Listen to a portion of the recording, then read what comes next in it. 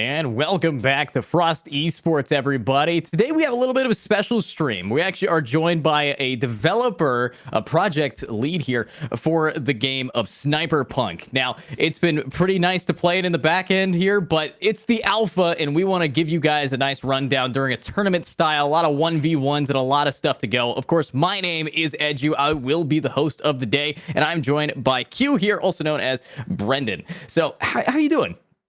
I'm doing great. How are you? I'm doing quite nice. We had a little bit of a talk behind the scenes about overall, like how the game's going, a little bit of bug fixing, and I got to ask you, in your own words, how would you describe this game? Ooh, SNIPERPUNK is one word, chaotic. It is definitely a bullet hell. Bullets are flying all over the place. It is high octane and very competitive. Sorry, a lot of adjectives, but I mean, it definitely feels that way. I've played it a lot. It seems to be a game very reminiscent of some others, but it's that roguelike. It's got those characters that you would like to see. So honestly, pretty fun stuff for people to be able to duke it out. It is, of course, a 1v1 game mode as for right now in the alpha. What patch number are we on right now? I believe we should be on 14.07 right now. Wow. So, it's taken a long time to get to this point in the game. So as a developer, how much longer would you expect it to go before, we see a release date? Ooh, so right now we're shooting for around a summer release date. Somewhere in the area of June. We don't really have an exact date to give you right now, but that's the general area that we're shooting for currently. Oh, that's fun. I could definitely, after I've been playing it for quite a bunch of time, I gotta hand it. It is a fun game. I can't wait to see how these players bring it to the table here. So far, I believe there's about 3 or 4 maps that are real prevalent for these guys to demonstrate their skills. But how this tournament is going to work, it's going to be a 1v1 all the way through. So we'll just have to see how these guys compete. If you guys don't have any background on SNIPERPUNK, it is a character-based shooter with some extra stuff. So it should be all right. But Nick, did the stream actually just die, or am I crazy? Good job. So yeah, I know we're still live. I just think it's funny. Now, okay. So with that in mind, how are we getting the stream? So we're having who's doing the observing? Oh, okay. Yeah, so while we wait for our observing slash getting the view of the 1v1 set up and ready to go, I gotta ask you, Q, if you were to, so you are, of course, one of the lead developers. You also work on the QA. What are some bugs or some things that you want to definitely flesh out? Like, what are some definite things that tell people this game's not quite ready yet? Because a lot of people don't understand, this game looks polished enough, send it. What would be the main things that are kind of halting the release to this game? Yeah, definitely. So I'd say primarily right now, we need to hammer out a lot of things on the networking side. It's a pretty complicated game, a lot of numbers going around with like all the different modifiers from the items and things like that, but it's also pretty fast paced, and like you need to have what you're doing be pretty responsive to the game. So we just need to make sure that everything is networked correctly. Both players on both sides are getting all of the information pretty much when they should be, with a decent amount, not even a decent, a good amount of responsiveness. But yeah, things like that, things like item balance, we definitely want to hammer out the biggest, I guess the biggest offenders before things start off. But yeah, we're eventually just trying to take it as we go, find out things from the community until the eventual release date. Yeah, absolutely. And if you guys do want to give feedback to the community, if you're, of course, are watching the 1v1s, or you also happen to have an alpha key and are currently in their Discord, if you want to join their Discord to see some more stuff, make sure to head on over and actually do that. But it looks like we're actually jumping in to the game. It looks like we were missing out on the first 3 rounds here, but I'm looking forward to what these guys actually lock in. We see that they're picking up the Tater for HP, but never mind.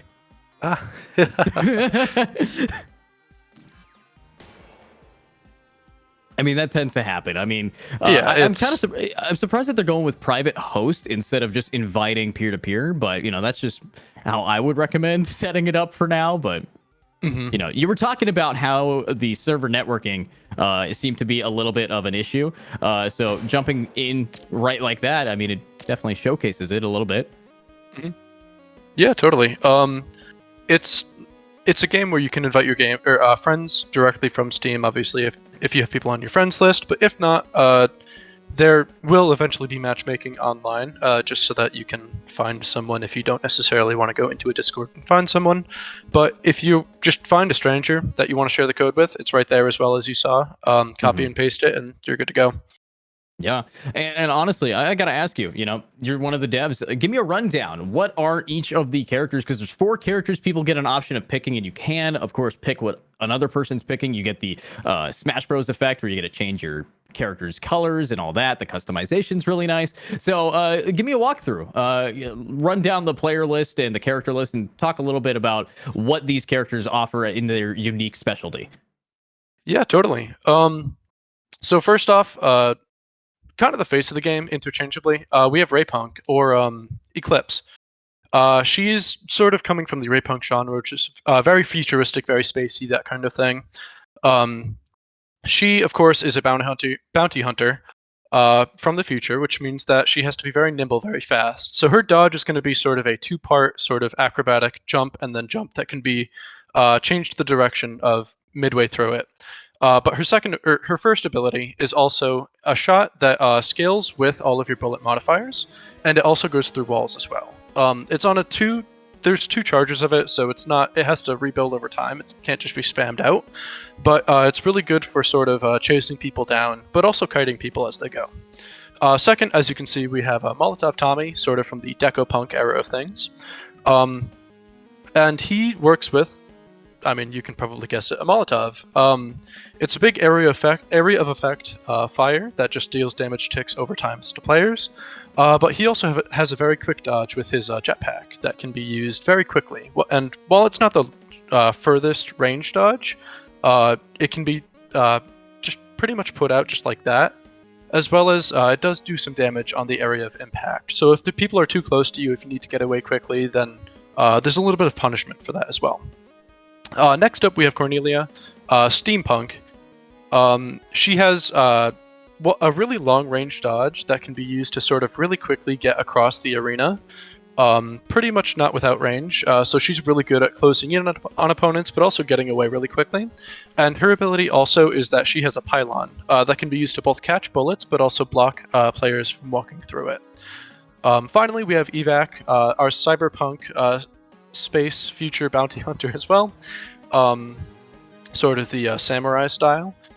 He can just do a straight dodge in a straight line, avoid bullets using iframes, but then he also can deflect bullets as well with his very quick counter. And that one's a little bit more skill-based. It's very timing-based. It's not super forgiving, but it is very effective in a game that is ultimately a bullet hell, and just being able to deflect even like a few shots is really, really important. Yeah, and honestly, I did play a few times. I know that evac especially has a skill where if you get real close to someone with that deflect and you manage to deflect, I believe you also do an additional amount of damage to the person in front of you. I think each sword swing is 3 damage, which honestly, if you just get up close pistol round, evac can easily win it. And that's why I would argue that evac is one of the higher skill tiers, where the skill ceiling for that character is really up there because you have to get those iframes in. You got to be able to make sure that you deflect on time, or of course be up in your face and learn how to just be incredibly aggro. And I think that really works out in their favor. And then, as you mentioned, Cornelia Steele, I've been playing her a lot. I did play a ton of evac when I unlocked him because I'm like, oh, this guy's awesome. And then I realized, wait a second, there's a pylon that can body block and a dodge that goes across the map. This is going to be broken. So I play a lot of that, and it's definitely fun that you can, take the specific projectile type from the person that you're playing against and use their weapons as well. So, you know, talking about items as well for these guys to jump in here. There's a bunch of different weapon types. I know we got a Kimbo's, I know we got a sniper, the MK48. I know that we have what is it, a cyber arm that charges up beams. So you got a lot of different variety here. And, you know, I think I remember you talking about this just a little bit behind the scenes, but how you have the individual characters that used to come with an individual gun. Give me more background on that. Like, whose gun goes to who? Yeah, totally. So each of the guns that are found in the item pool now, with the exception of 4 that were originally on the characters, because this used to be a little bit more of a hero-based shooter, if you will. All of those guns are completely new. So the Akim and Bow, the minigun, the arm cannon that you just mentioned, those did not exist prior to the item system existing. The 4 guns that originally existed, you can kind of tell when you get them on the characters, but they were very built for that character's playstyle. So Evac, for example, had a sniper rifle that has high ricochet and high damage. Cornelia has a shotgun that can, well, it's a shotgun. It's very good if you get up close very quickly. But it can also be charged for a sort of long-range option with a singular bullet. Eclipse had a sort of ray gun that would actually recharge over time, and that would also supply her bullets for her extra shot, which now works on charges just because of balance purposes. And Tommy had a Tommy gun, which was a very high fire rate and low ricochet, but just you could spit out bullets and really just get oppressive with that.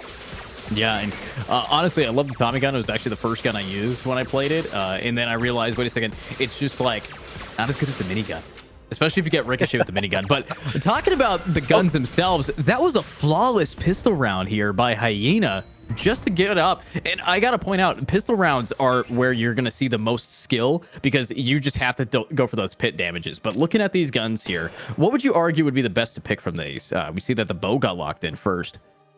Yes, the bow is a really strong option right now. If it can be charged up over time and it does deal more damage, but it can also just be sort of fired off one by one. But the Akim and bow is not a bad option either. They're going for higher ricochet guns right now. The Akim and bow only has 1, but it does output more bullets. But this is definitely a tighter map, so those higher ricochets will definitely see more usage here. Yeah, and a little bit of background before here. You talked to me a little bit about how these maps were laid out. No names for the map quite yet, but you can tell that the map we're currently on with the Pac-Man style glass doors that you get to break open and go in between to go from top to the bottom, side to side. This is actually Evac's map, if I remember. Yes, that's correct. Yep. Each map is sort of styled after each of the punks. So there's a Decopunk map, Raypunk, Steampunk, and Cyberpunk. We are currently on Cyberpunk's map with those sort of futuristic Pac-Man doors at the end. The map geometry itself is not always dependent on the type of map, but you can always tell what the map is based off of those extra features, those special features, but also just the map styling itself. Yeah, and I also, the first thing I noticed, because unlike a game similar to this known as Rounds, that game has no like protection at the very start. This one, I actually love that you have a counter to ricochets early on in these objects around the map that just completely stop a bullet instantly. And they, you know, once they're broken, they go away forever. But at the same time, you know, that's a really solid way to, in my opinion, balance out the early game in the round, so people have a lot of opportunity before they just get one-tapped by an MK48. Yeah, totally. I mean, this is a game all about the ricochets. It's about using the geometry, and sometimes, yes, you will get a clear sightline, which is where guns like the minigun really do shine. But with something with lower ricochets like the minigun, which actually can't ricochet ever at all, just to sort of balance that out, it really does incentivize just sort of leading your shots and really being sort of smart and tricky about where your shots will be and sort of predicting your opponent in that way. Yeah, definitely so. But now let's get into this actual 1v1 here. So far, it's of course a 1st-to-7 style game mode in a best-of-1 here. So looking at these guys, you can tell that the person playing Eclipse is eclipsing them over, just absolutely proving why this bow is just doing so much. But I gotta point out, you know, Minigun Tommy, he's only been able to hurt himself so far. So what exactly is this player doing is my question. I think he's going for those ricochets, honestly, but it's just not working out. I think he's just getting a little bit too close, and they're just running right into him. Yeah, and picking the akimbo, I would argue that of those options we saw, one of the best guns in the game is the crossbow that shoots bats that allow you to have lifesteal, because survivability in this game early on is pretty important, because you can take pit damage and then be able to build it back up. I actually prefer that weapon, one, because it also comes with a decent amount of ricochets as well, so you get to be able to just spam it, and if for whatever reason they take that damage, you just get your HP back, which is pretty smart. But talking about HP, let's talk about these items. Bogus Sash, a definite reference to the Pokemon item Focus Sash, being able to survive lethal damage. I would argue is one of the best just HP items in the game. Yeah, totally. It's unlike the item from Pokemon. This is meant to be used for pretty much any health. It does still work if you get one shot, but this is pretty much meant to be used. It's really, really good if you go in rushing. So this is meant for like a super aggressive playstyle, but also to give you some survivability just in case your opponent's just extra lethal. Yeah, and that extra lethal definitely comes around. We haven't seen the item yet, but the hammer does a ton. I think that the hammer, especially if you get a legendary hammer and you're lucky enough to pick first, you're going to be able to one-hit people with certain weapons like the MK or even the boomstick. So it definitely comes there. But, here's Eclipse's weapon right there. It's going to be that little Neuro Blaster, which I love because I think playing this game around building up Ricochet, getting the ability Backfire, getting the walls that make you get additional ricochets will guarantee you the game, in my opinion. Yeah, totally. That's a solid damage, solid ricochet gun. Definitely, like, that. Honestly, you could just call it a better version of the pistol, where if you're comfortable with the pistol, it's just a very comfortable, safe pick. And, yeah, it's just a really good all-arounder. Yeah, and honestly, I didn't expect the bow to be picked that much. I personally haven't seen a lot, but what a pick there. And I think that's the end. Actually sniped it down 7-0 so far here. And 7-0 in a best of one, that's a pretty good start. You definitely could see, how Eclipse's mobility plus the bow's fire rate definitely takes the cake there. Yeah, totally. I mean, just putting out those 3 shots, it just gives you so much coverage. Plus, I mean, I believe they do 3 damage on a hit. So, honestly, you can use it as either a shotgun or a long-range weapon. It is a very strong option right now. Yeah, and also the maps are so small that you do get a little bit of a bonus with having weapons with spread, because those, especially the bow, its ricochet allows it so even if you don't target somebody, if you have enough ricocheting abilities just flying around the map, you're gonna hit something eventually. So you can, overwhelm your opponent and force them to walk into a corridor there. So honestly, pretty solid start for today, watching that go through. Now, as someone who's also a QA tester here for the game, what's your personal favorite weapons? What would you want to see built here today? Definitely. I mean, we already saw the bow out.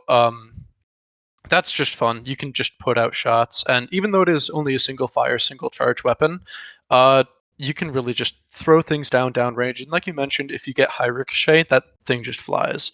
Another gun that would be really super fun to see is the super spreader. It's pretty much just a super soaker, kind of like a water gun. And while it might not seem that great, it is very item dependent, and once you start to get some items on that thing with ricochet, bullet speed, all of that, it really starts to come online and really just puts out damage downrange. Yeah, and talking about item synergy seems to be a thing for a lot of these weapons. For example, the low fire rate, you want pacifist run, because if you're going to have a long time reloading, like if you have a minigun, for example, you're going to be able to just dodge around a lot faster. So even though it is a tier 1 star item, it only seems to be good if you have the right weapon to balance it out with. And of course, you see other things like that. For example, the bow, every time you shoot it, you reload. So you can combo that a little bit with the item that makes it so every time you reload, you just completely eviscerate any projectiles about to hit you. So you can combo that to be absolutely busted. So pretty much the crossbow does that, the bow does that, and it's nice to see those kind of things. Item synergy definitely being one of those things, especially backfire attached to either the Neuroblaster or the sniper. You're going to be able to just do a ton of damage. I remember Nick got a one-shot, one kill on me because he had so much ricochet and he just shot one time, bounced all the way around the map and hit me for 15. So yeah, not very nice. That'll do it. Yep. So, back onto balancing. I talked to you a little bit. I saw that there were some balancing pointers that definitely seem to be, a little bit dangerous. I would argue Cornelia Steele is one of the strongest characters so far, just because she has that infinite range dodge with no cooldown, being able to go from one point of the map all the way to the other, and having the pylon that can block the enemies in onto a corner. So things like that, real powerful, as well as, that thing is a shotgun blast when it's fully charged. So, balancing wise, is there any ideas as like, what's the community saying? What do they want to see change so far? Yeah, totally. Right now we're sort of making sure that all of the items are maybe not on an equal level, because definitely item scaling, as you mentioned, is a thing. But they're all relatively in the same ballpark so that they can be used viably, if not not completely overwhelmingly. For example, one item that I do want to see today is the sniper rifle. That was originally EVAX gun, as mentioned. Previously, we got feedback that innately it just did 3 damage and had about like 4 ricochets, which you can tell that's a little bit too much, especially when you can just kind of run up and just one tap someone 3 damage in the first round. That's a little bit too much. So we changed that to just have innate backfire. So you can still run up and do something to someone, but that's only 1 damage. You're really banking on those ricochets and making sure that like you can get the maximum amount of damage out of your gun as possible. So it's really things like that, making sure that everything's sort of on the equal playing field, but then also that like everything is just generally fun and feels good to use as well. Yeah, and that's always the goal. I also want to point out counter picking, because me and Nick were playing. Every time I had the sniper, and every time something happened, I was beating him, so he got first pick. So if you counter pick the weapon that they want, instead of picking what's best for your gun, taking what's best for your enemy's gun is sometimes a really powerful strategy. For example, Nick took my backfire 3 times when I had sniper, and I think backfire stacks, as well as took all the ricochet wall buffs. So playing it around that angle is why I can actually see this game getting a decent scene in esports, because you can see, you gotta play it like chess, not checkers sometimes, if you're playing against someone who really wants to build a certain way, and you could just rob them of that. Oh, totally. It's definitely a mind game. I mean, there's the option of, do you outpick your opponent and sort of take what they want to pick, or do you pick something that is definitely going to go in line with your build? Sort of like that backfire sniper build. That's a really, really strong build for that item. And just if the matchup isn't there, then it's just going to be one-sided, like you mentioned. So it's definitely like it's a thinking man's game as well as just a reaction game too. Yeah, and honestly, reaction time. If you guys have played, some pretty dodge extensive games like Bullet Hell or Welcome to the Gungeon, you're gonna have to learn how to dodge these rounds, because eventually, I think the furthest I've gotten is 9-9. I tied it up there because it just keeps going, and then I eventually beat the bot, but it was like a level 7 bot or so, so it was a real pain in the butt. But with how far it goes, the scaling can just keep stacking and stacking. Will there ever be a limitation to how many item upgrades you can get during like a really long round? At the moment, no. Ideally, we are taking we originally took inspiration from a game like Risk of Rain 2, where you can just keep going forever with that. And it pretty much goes until either you die or your computer just kind of craps out on you. So obviously, the former is preferable than the latter, but at the moment, no, we're not looking to limit or cap any of those items. Good, because I did not want you to tell me you're going to cap it, because it's some of the things are just crazy, especially if you get a minigun. You said a thing that I noticed. I didn't see that happen. That a minigun could never ricochet, but that's like its default. But if you get the item that allows it to ricochet, the minigun starts to, right? Because I remember building that one time. That might have been a bug then, because that's Oh, actually one of okay. the only item sorry about that. Good to That's one know. of the only item interactions in the game that doesn't work. Other Huh. than that, every item can be used with every gun to some capacity. But the minigun, just because it can put out so much damage and so many bullets at once, just downrange, the idea is that it can't ricochet, so you just kind of have to get that good angle on your opponent. Yeah, honestly, when I had my minigun ricocheting, I realized that the weakness of a minigun really comes down to when you have to reload it because you can't use abilities and you can't Mhm. really move that fast either. So what happens is, if you are playing against a minigun, bait him to shoot and charge him. That's it. You win. It's really not that scary of a weapon if you know that kind of counter.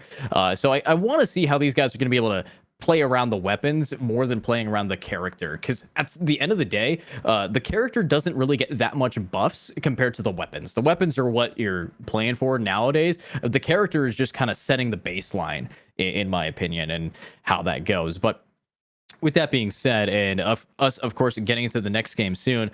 Let's see. What is your favorite character so far? I mean, what character? I know that you're one of the lead developers here. So, is there anybody that you kind of was your baby in it? Because I know that there's some things as a developer that you really want to push towards. Yeah, totally. So by the time I was on the project, all of these characters had been developed. Mhm.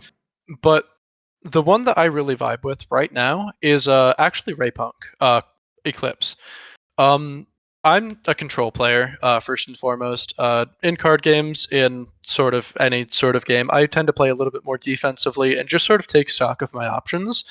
So being able to have the sort of strong option of the high ability to control my dodge and just the direction that it goes, and being able to take those corners really tightly, but also being able to send bullets in the form of my ability, sort of at my opponent as they're trying to chase me. That feels really good to me. Yeah, and of course, I believe Raypunk, aka Eclipse, has the one ability that goes through all collision really in that Yep. special skill. So not exactly the most common ability to be seeing, but the fact that it is able to be there is quite nice in my opinion. I do like the versatility that comes from it. Of course, I know a lot of people are a fan of the player or the character Evac just because it's a ninja cyborg deflects bullets in a bullet punk game. Kind of cool, kind of a cool guy.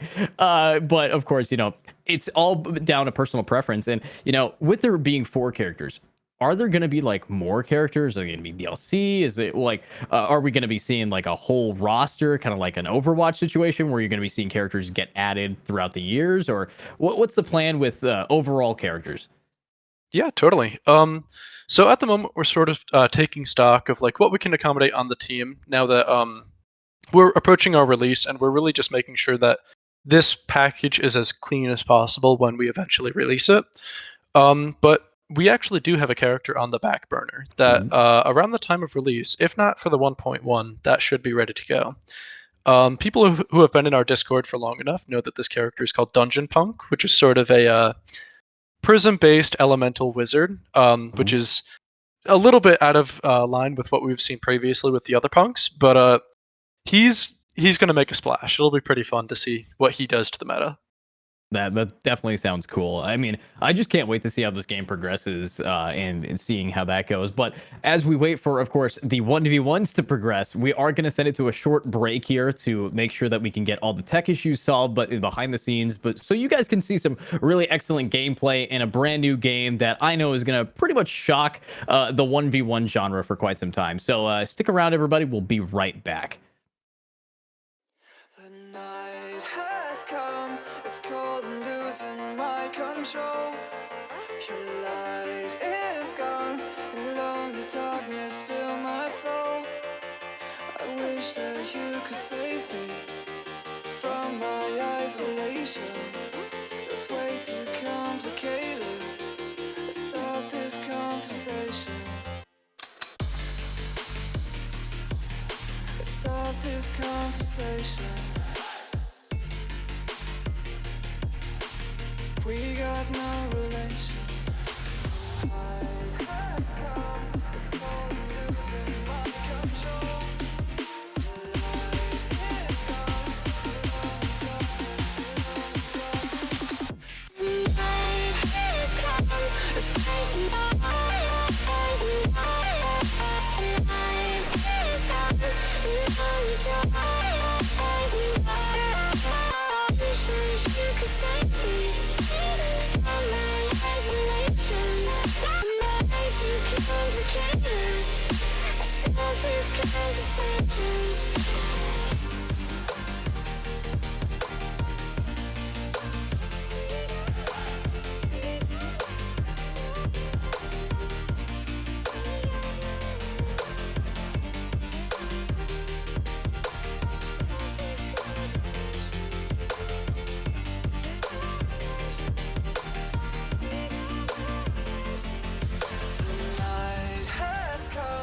is cold and losing my control.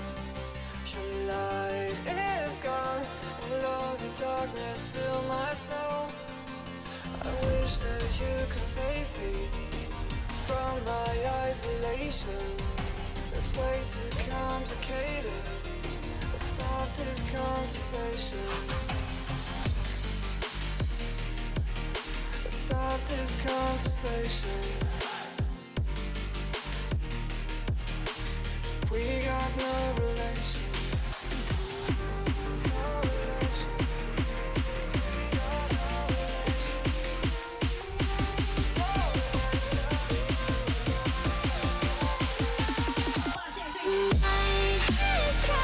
It's crazy.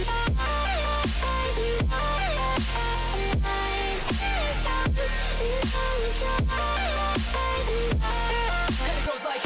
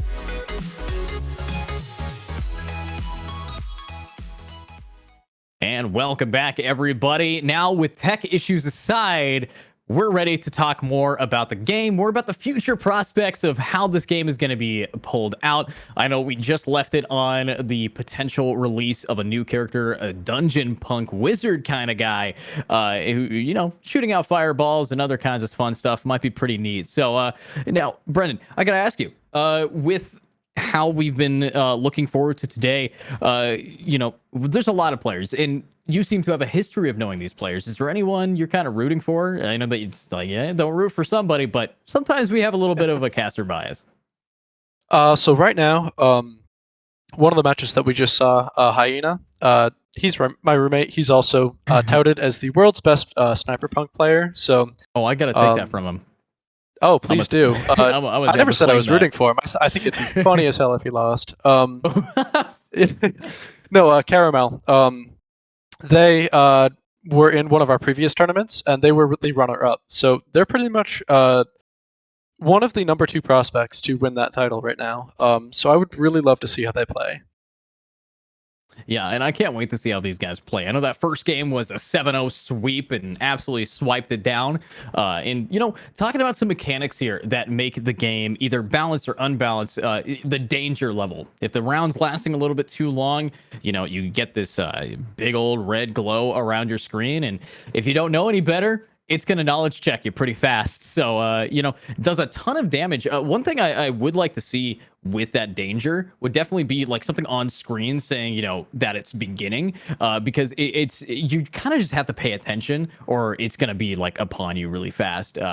Especially as a colorblind guy, that red sometimes blends in with the map. But that's one thing, with that danger. What is the exact how would that mechanic work? Like, at what time does it go through? Like, what are the niches with some of these mechanics? Yeah, totally. So for that one in particular, it's pretty much just to make sure that maps don't go too long, and just it doesn't feel great when the match just gets cut off and you say, "Oh, it's a tie" or something. So we figured that's a pretty good incentive to just wrap it up quickly. Let's get it moving, kind of thing. That one, each match is 120 seconds before that red mist shows up, and then it's a slowly sort of encroaching thing. Outside of that, we are looking into item select, just seeing. Let's also make sure that gets going on time. Just adding a timer to that, and either giving the player who was not selecting either no item or just kind of a not great item for their build.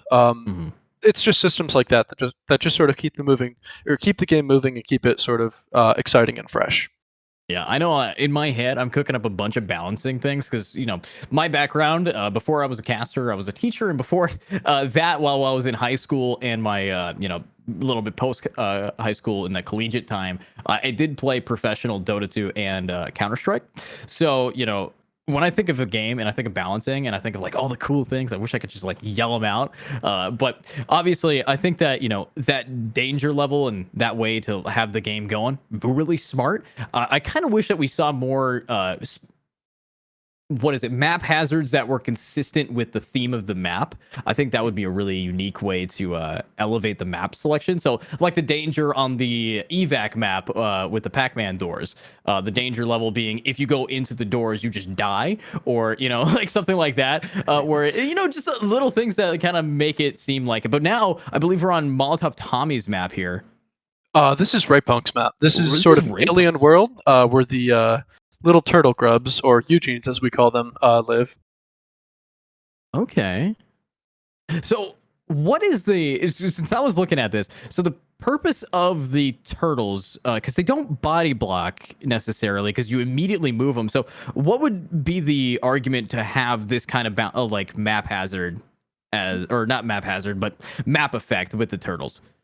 Yeah, totally. It's a really dynamic one. So it sort of moves around the map, and whereas with the other maps, it's sort of very static in the level geometry and just sort of like you know exactly what the hazard is. Steampunk has the sort of rising and lowering floors with the buttons. Cyberpunk has those sort of Pac-Man doors. This is one that's like really random and sort of like just changes how you're gonna approach the situation sort of from time to time. Additionally, they are actually resistant to fire. So for I guess Tommy's Molotov, for instance, while you can throw it at them and they will take damage, they do take decreased amounts. So they don't sort of take that sort of alternate form of damage. They either need to be shot directly or sort of moved around and sort of worked around as well. Okay. Oh, I see the sniper. Come on, lock it in. There we go. Lock it in. Oh, I see the you're cursor. mousing over it. Come on. Oh, do it. Come on. They're thinking about it. Don't go for the akimbo. I honestly don't like that gun.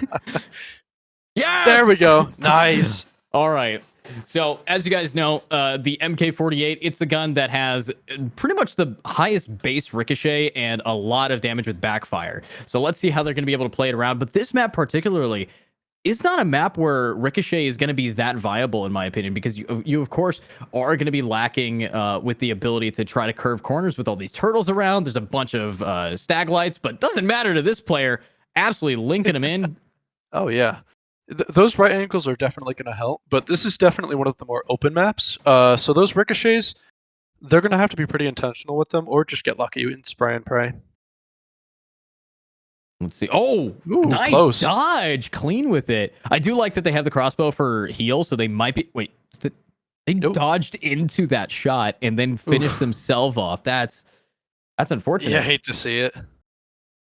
Yeah. But here we got some weapons. So Seek and Destroy, first shot, one hit ability. Love that skill because it definitely adds to it. If you pick that up on the MK and you just know lineups, especially based on the maps, because there is going to be a knowledge check here to work it. But Ferocious Flick, this, if you have that crossbow, the fact that you don't pick that up is crazy to me because you also are always reloading. I was going to say, it does say it disables auto reloads, but for single shot weapons, it's just going to reload for you anyways. So pretty much as soon as you fire your single shot and then you're reloading your gun, it clears all of the bullets around you. So interesting choice not to take that. I believe they took more ammo instead, or at least one of them did. So that's not a bad option, especially since they can heal from all of their shots. But yeah, I am really interested to see where they take that build. Yeah, they are going for more ammo, which seems to be the default. It's either more ammo, HP, or damage is seemingly what people like to lock in if they don't really have a specific build in mind. But this sniper is doing more damage to themselves than the enemy, and that's the power of the crossbow, though. Every time they've managed to do some damage, it just gets healed right back. So that's kind of scary for these players. And if you guys don't know how to read this HUD here, if you see the bottom, you got the amount of damage that I believe the weapon initially does, then the amount of ricochets. And what is the 20 for, or the little arrow? Is that mobility speed? Yes, that is their current movement speed. And so if it says 20, what is that out of? You know, is that 20 pixels per second? How exactly is the number relevant to that? But there's a super soaker you pointed out. Oop, there we go. The 20 is 20 units per second. So I believe yep, it's how quickly they're going to get across the screen. Obviously not 20 seconds, but they're going to be 20 units per, I believe, second. So that will increase with items, obviously. Some items will just outright increase your speed. Other items will increase it when you get hit or when you're holding onto a shot, for instance. Yeah, like, for example, Pacifist Run is every time you're not shooting. So good stuff. But I just looked at how they used their first shot and just went right into the wall. This I'm not strange build. The super soaker's definitely strong, as I said, in the right hands, but this is an interesting usage of it. I think they're feeling it out right now. Because it's definitely a slow projectile. I mean, you can even outrun it sometimes, which would make a lot of people write it off. But once you get those bullet increases, I mean, you can see how many shots it is outputting at once. Like, that just goes crazy. Honestly, just go point blank, treat it like a minigun. But pretty much, yeah. Yeah. Will the super soaker? You know, you said the minigun does not have any ability or should not have any ability to ricochet. Super soaker, can you apply ricochet to it? Yes, you can. Ooh. So that's where that sort of like high scalability comes from. It starts off, as you can see, I mean, this person, I think they assumed it would be a little bit quicker in the projectiles, which, I mean, is understandable. A lot of the bullets are pretty quick already. But if you can get those sort of extra ricochets or the spring-loaded, which at Legendary makes your bullets fly 25% faster, which that adds up really quick. This is a highly, highly scalable gun. Yeah, and we do see that the sniper's still around, but actually, they are going to be able to switch it to the akimbo. No. But okay, interesting. With the akimbo, you shoot twice, but only one projectile seems to get the bonus of Seek and Destroy. Okay, so that's unique. I like learning a little bit about the game, but I just love the crossbow. Look at that. It is you can deal the damage, but just give it back. Oh, it's so bugged, so busted. And not a lot of people picked it. It was an option last time, and we didn't see it get locked in. But the lifesteal is definitely a personal favorite of mine. Back before we decided we wanted to go the more item route and less hero shooter, a sort of like gothic punk like lifesteal character was that's one that I was really pushing for. So this is sort of the vestige of that. I mean, I could definitely see, in future times that get added, but Wow, that is a lot of damage. The power of just picking up extra DPS there. But 2-3, pretty close game so far. Tactic doing a decent job taking it, but now it's Lagger here to lock it in. Now, I'm hoping that they either get the focus sash or the movement speed.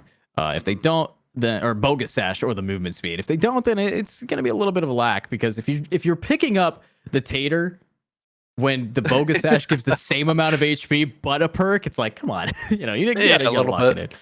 I mean, it would kind of be style points if they took the Tater instead of the sash. I mean, if you they're could showing beat they don't need someone it, but if you could beat someone with just like, honestly, there should be an option to keep the pistol and go for a buff.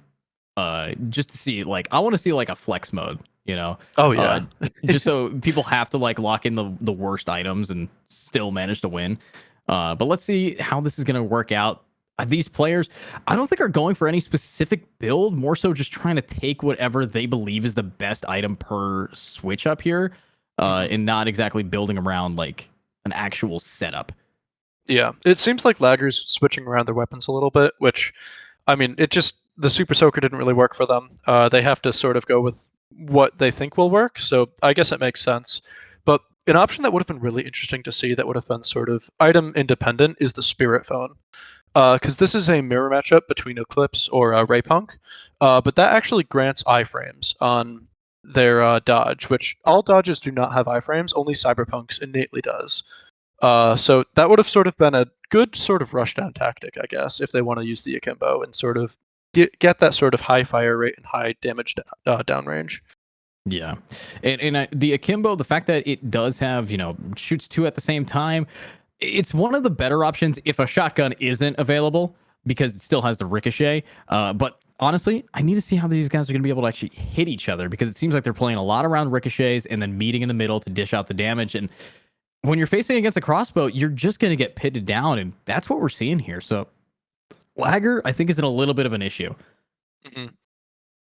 Yeah, they're either being a little bit too predictive with that Raypunk shot, or they're not being predictive enough. I think they really need to hit that sweet spot of just right in the middle. They need to catch the other person right when they're about to dodge into their shot. Because once they use the second part of their dodge, they can't really avoid it at that point. Yeah. Now, there is an item that makes it so your dodge does give you a brief moment of invulnerability. Now, with that in mind, you can, of course, dodge into another person's attack or even your own attack. I did try using that dodge ability to make sure that I get those iframes, but I'm not really sure if it worked exactly how it was intended, because I still managed to die. Like, what's the pit rate, the tick rate for that? Yeah, totally. I believe it gives around 25% of the dodge. We don't want to step on Evac's toes too much, because that is sort of his bread and butter, that his dodge does give invincibility frames, but it does give a portion of the dodge invincibility frames. So it's not a completely safe weapon. It's not like when you press spacebar, you're just immune to all bullets from that point on, but it does give some extra options in terms of just playing a little bit more safely, I guess. Yeah, definitely makes sense. But looking at this, now we're at tied 3-3. Beautiful use of util to try to force him out, but it's the damage being buffed here that I think is going to lead in. I like that we did see the shield get picked up. It's just a better version of the Tater, in my opinion, because, shield, HP. The only difference, though, is that you can't overheal. So if you have a crossbow, you can't heal back past that shield. So once it's gone, it's gone. So, a little bit different there, but that's very situational. And I believe only one weapon, or maybe, of course, you have the item, the mushrooms that allow you to heal over time. So it's definitely item dependent. Yeah, it's definitely give and take. There is an item, the glass cannon as well, which halves your current health, but it doubles all of the damage that you output, which is definitely very strong. It's a legendary item, but that would be a situation in which to use shields. Other than that, I think stacking health on a lifesteal weapon, such as the crossbow right now, is definitely the stronger option. Yeah, it's all about how you build it around, but God, that is so much damage being dealt there, and they're really trying for it, but it's just a back or take, give or take, pushing it in, and look at that, takes the damage and dishes it out. But these guys are even here, 4-3. But 3 HP means you can get 1 hit by the current amount of damage boost they got. So you're going to want to heal, and there it is. Now, That crossbow is really changing things with that lifesteal. I think they would have died around 4 shots ago if they didn't have this. I mean, it's definitely benefiting them a lot, and that's why it's one of my favorite items in the game. And it's now they're at a huge advantage here. And also picking up the aerial rockdown is kind of strong. It's a really good zoning tool, and the lifesteal, it will only ever heal 1 tick at a time per bullet damage, or per instance, even if you get more damage, but it does add up over time. Yeah, and I do like what we're seeing here, but this is how I can tell if someone is a good player or a bad player. All right, how they actually pick up these ones when you're not given the best options and you manage to pick up the phone. Smart pick. I would argue that the next smart pick would either be HP or No Mercy Run. No Mercy Run with a crossbow is broken because you don't shoot that often, so you almost always it's just a straight flat damage bonus. Definitely. I mean, yes, you can spam the crossbow and just try and get shots out there, but if you can be really particular with those shots and really try and use that ricochet to your advantage, that speed is going to just do wonders for you. Let's see this. So that phone helping him move fast, and we are seeing just absolute speed here from the player on the right. Lagger still being the one with the akimbo. Yeah, you can see now that their movement speeds up to 23. It's crazy. The crazy thing is like 20 to 23. It doesn't seem like it would be a lot, but just watching how these players move around, it's a big change here, especially when you have to be able to dodge pretty fast moving projectiles, and when you're facing off against akimbo, that's going to be a lot back to back. Yeah, definitely. This is definitely going to be a war of attrition here. Neither player has picked up any damage increases. So it's pretty much just going to be about zoning, hitting the ricochets, and just either getting those shots in when you can or waiting for the time and just trying to zone them into the end gas. Yeah, and that end gas, I mean, I would argue that the player here with the aerial strike would definitely be in a benefit for their zoning is what forces that end game there, and this is not one of those maps where you can jump up and down. I know Evac's map, when it comes to that zone, because of how it encroaches, you can go top to bottom, so you still have a lot of mobility in the end danger zone. But this one, that danger zone is pretty much going to be a end all be all pretty quick end. Definitely. This is a bit more of an open map, but there's really not that many places to hide. So it's either they just rush each other down and just shoot them, or someone gets caught in the gas. Yeah, and I actually do like the akimbo pick here because it counters the crossbow, because if it does come down to a rush it down, the akimbo has that base damage that's a little bit higher, so you will always win that, even out damaging / out healing the enemy's crossbow. So it's a smart pick. I think that they are taking into consideration, but now it's danger zone. We've got 2 minutes off the clock, and as you can see, a little bit of red going around here. Yeah, time is closing in. They definitely have to make a decision here. Be more aggro or sort of wait for that cloud.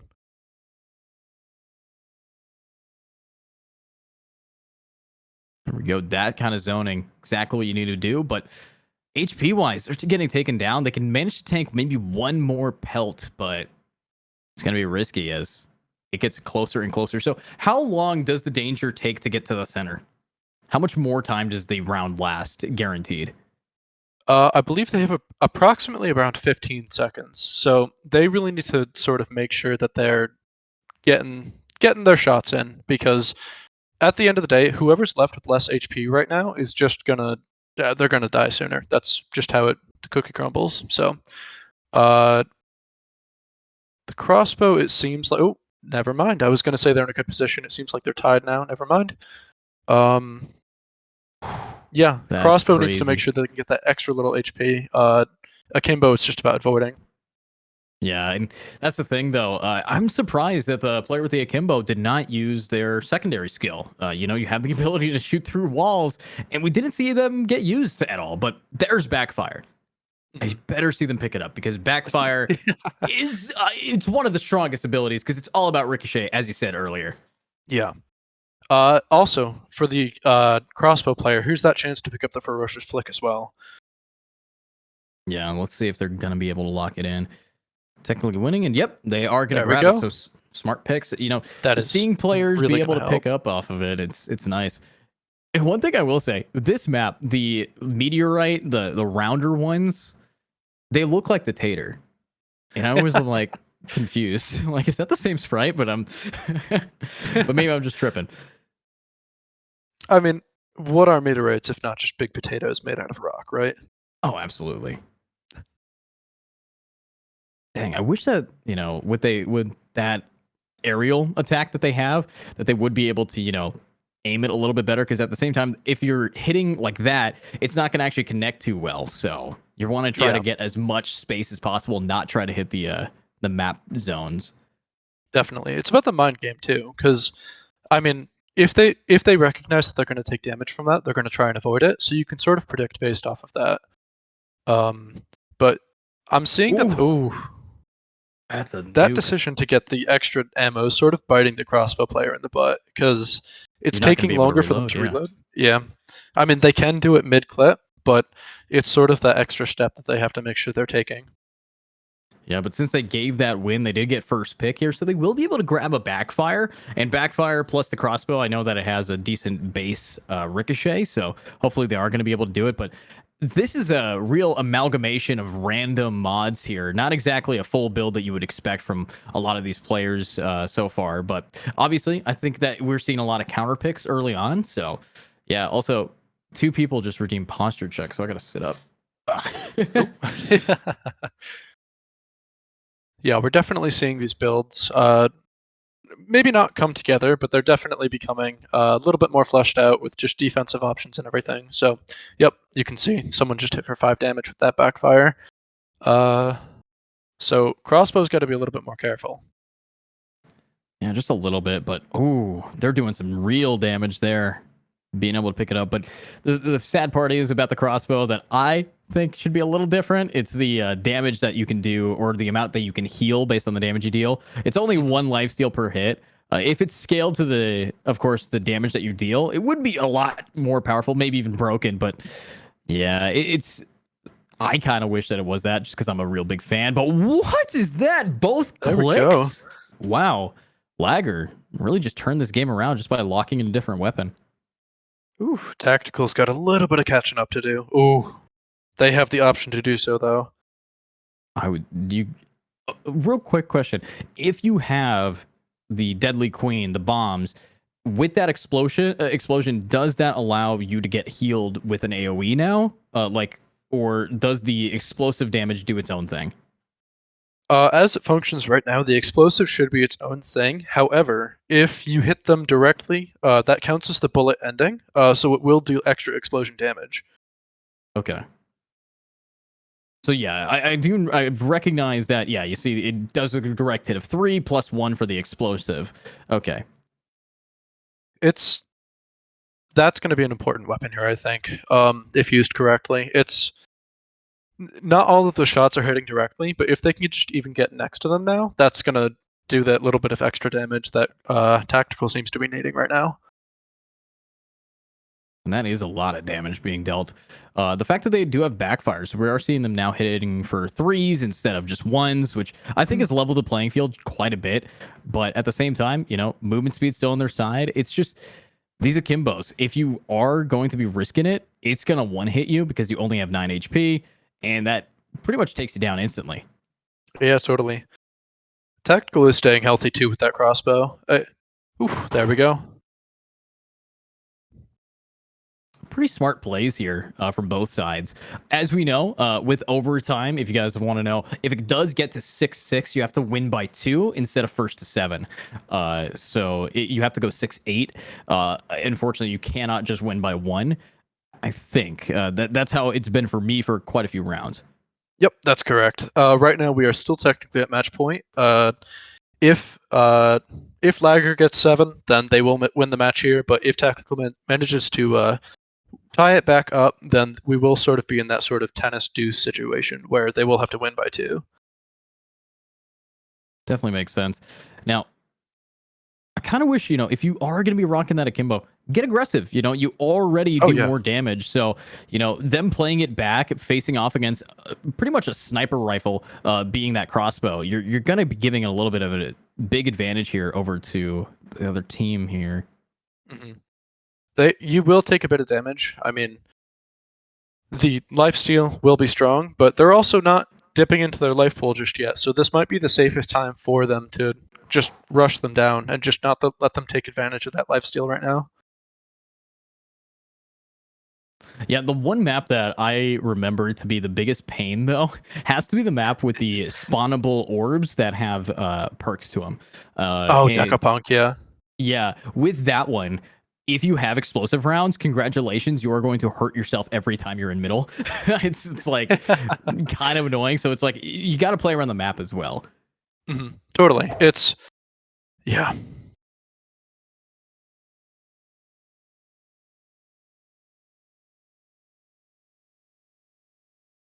Wow, down the wire here.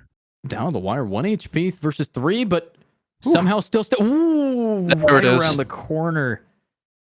And that is going to be the end of the game, actually, here with 1 HP, not letting it go to deuce. But let's take a look at these stats. Honestly, I really saw, that's what I thought, a higher accuracy for the side of Tactical with that crossbow versus Lagger, who was taking a lot of pot shots. 100 shots. Woof.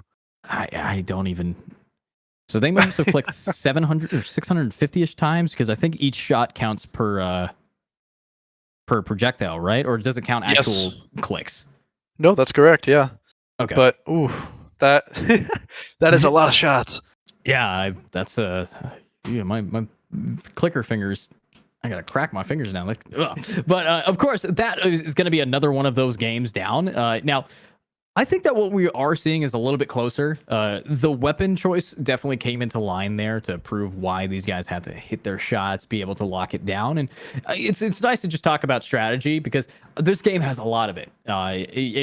Once you have characters, that's a layer. Then you have items, that's a layer. Then you have weapon choice, that's another layer. Then you got map. You got like 5 layers on layers. And then it just keeps going based on counter picks. So this game, even though it looks cutesy, it looks fun, it's one of the smarter games. A comparison would be, to rounds, which is similar in essence with how the itemization works per round, but that's what a roguelike is. And that one, though, doesn't have nearly as many layers as this one. I think that what you guys have at SNIPERPUNK is definitely showcasing a high skill ceiling with a lot of knowledge checks. Thank you. We appreciate it. We wanted to make sure that, with the builds, people can really make sure that they shine, but go this extra step and make sure that they're playing how they want to as well. Yeah, and I like a game that doesn't really necessarily have a just because it has a high skill ceiling doesn't mean that the skill floor is also high. The operation to entry here is quite low, because the way that this game works is you play it round by round, and each round you're going to learn a lot about how a weapon feels, how the game feels. I know I got a pretty much lock and key after my 4th game or so, with everything that you really need to know. It doesn't have too much to overwhelm new players, especially since there's not that many characters to pick from either. And you start off with only having Eclipse, then you go Tommy, then you go Cornelia, and then finally, if you want to do the devs a favor and send some feedback, you unlock Evac 45. So pretty good stuff to do. Now,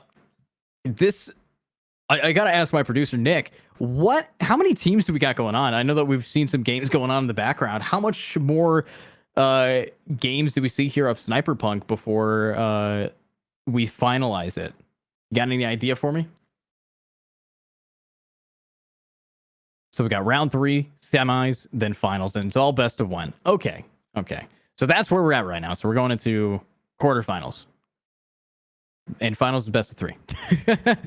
Good to know. That's why I got to yell at my wonderful person across the pond, the British guy who's on my producer. But Brendan, so we've talked a lot about balancing. We've talked a lot about weapon choices and how to go by it. Items have been one issue that I see some people have. They don't really know what to pick. What's an item? Are we going to feel like there should be items rolling out? Are you going to have a set item that rotates? How is the future of the itemization going to work? Yeah, totally. So items are just there's going to be more of them.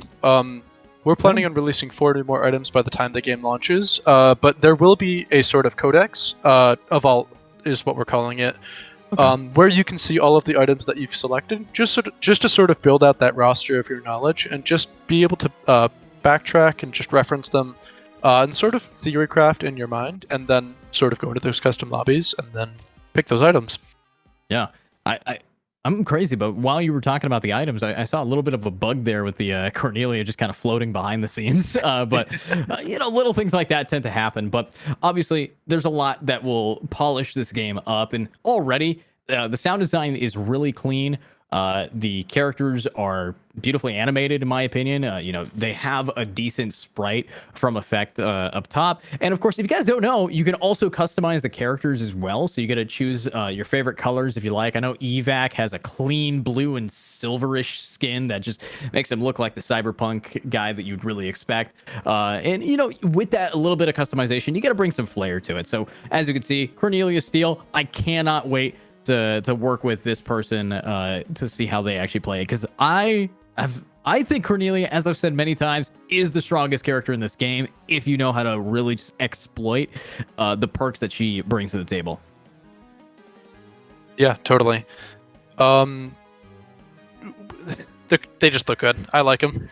Yeah. Oh, and we're on Tommy's map, where we were. Sniped. I don't know what happened.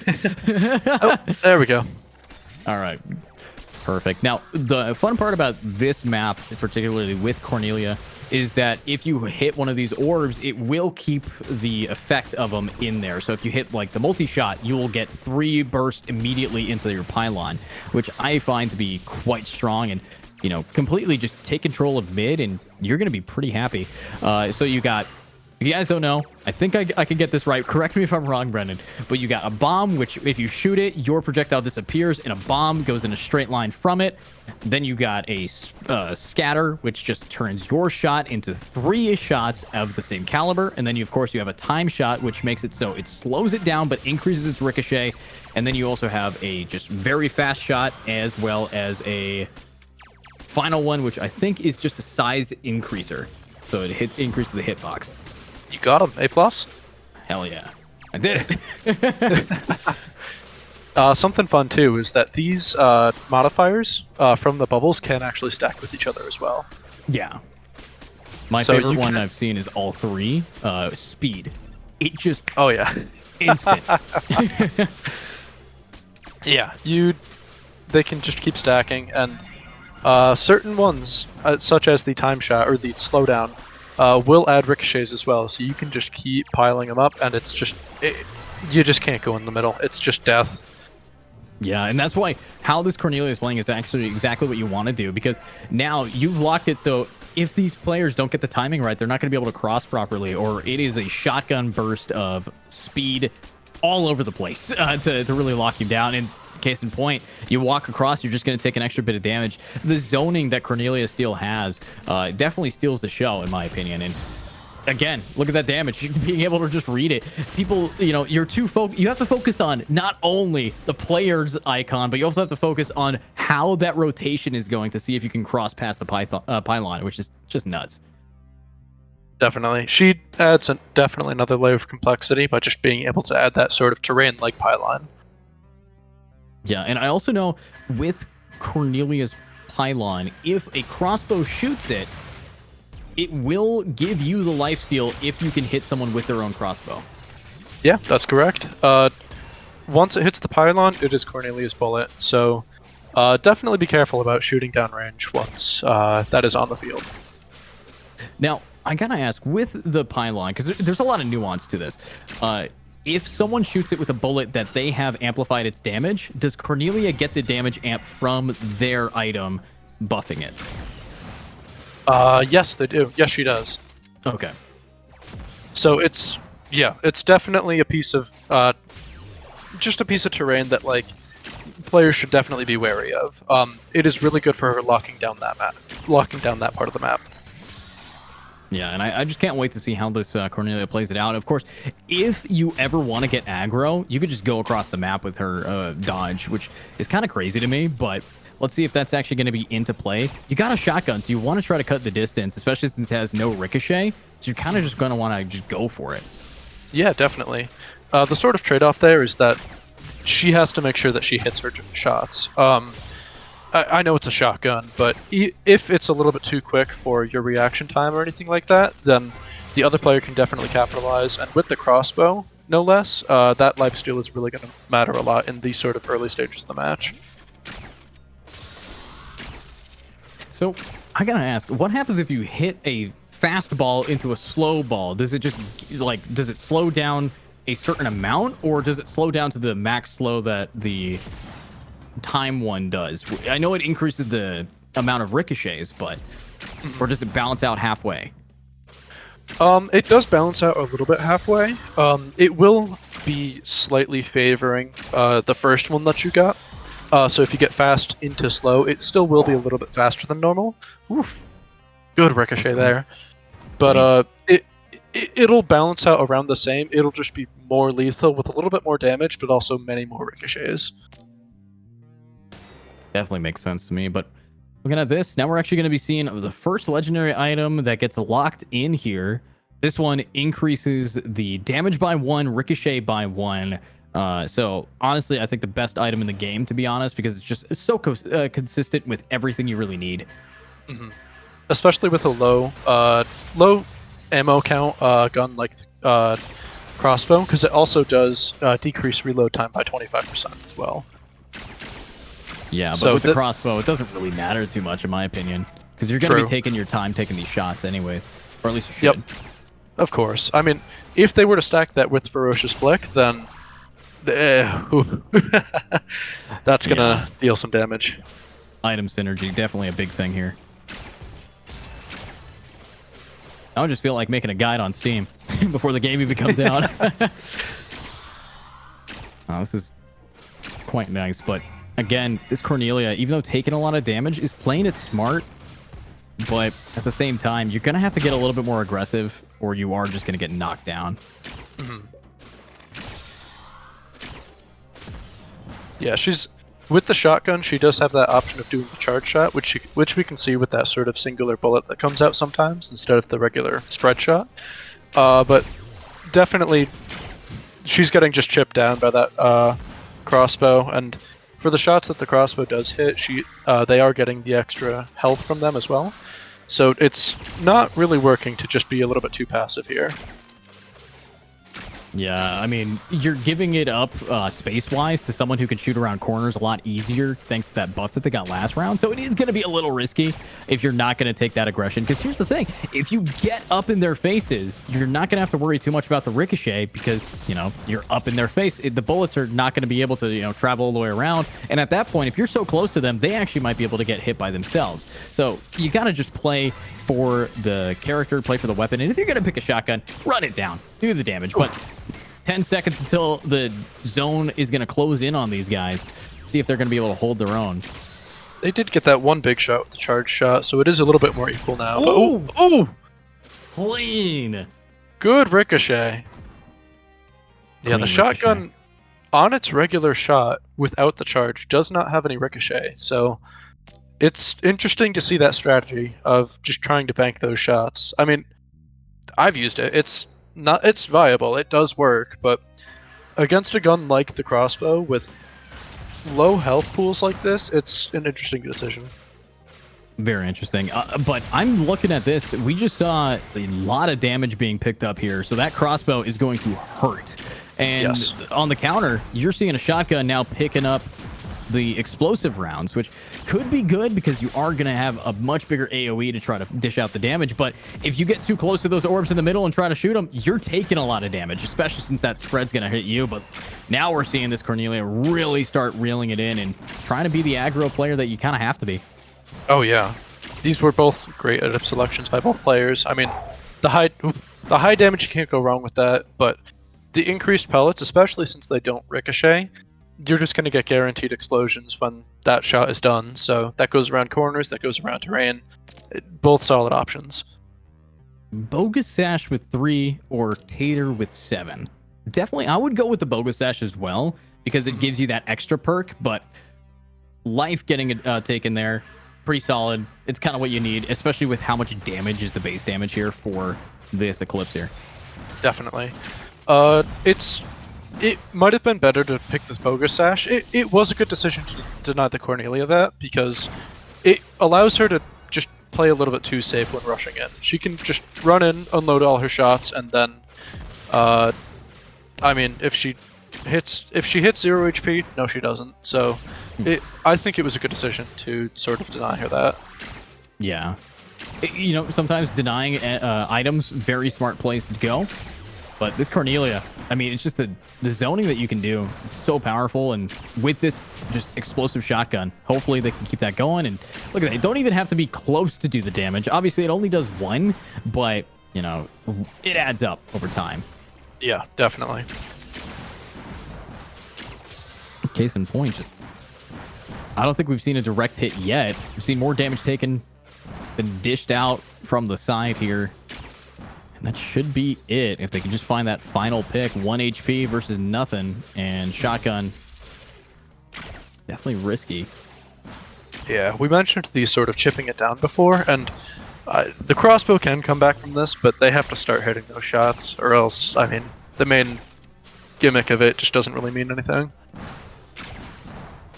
Yeah. And I mean, even if you are going to hit that shot, you have so much damage stacked up that it might actually finish them off. I believe that they did get that hammer, so should be enough. And they did hit 1 shot, so they are still standing. Could have died anytime.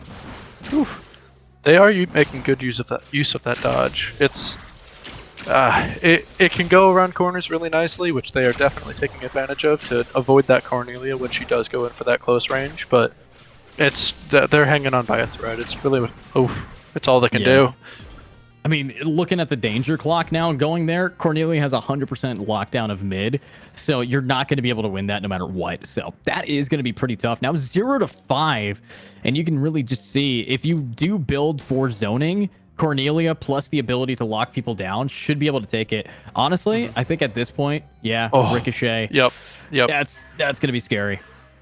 Because that adds it to the base shotgun too now. So all those small pellets that she's... Yep. Sorry.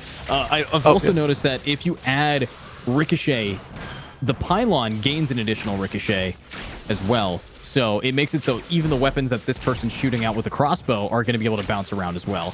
So that's pretty scary. Oh yeah.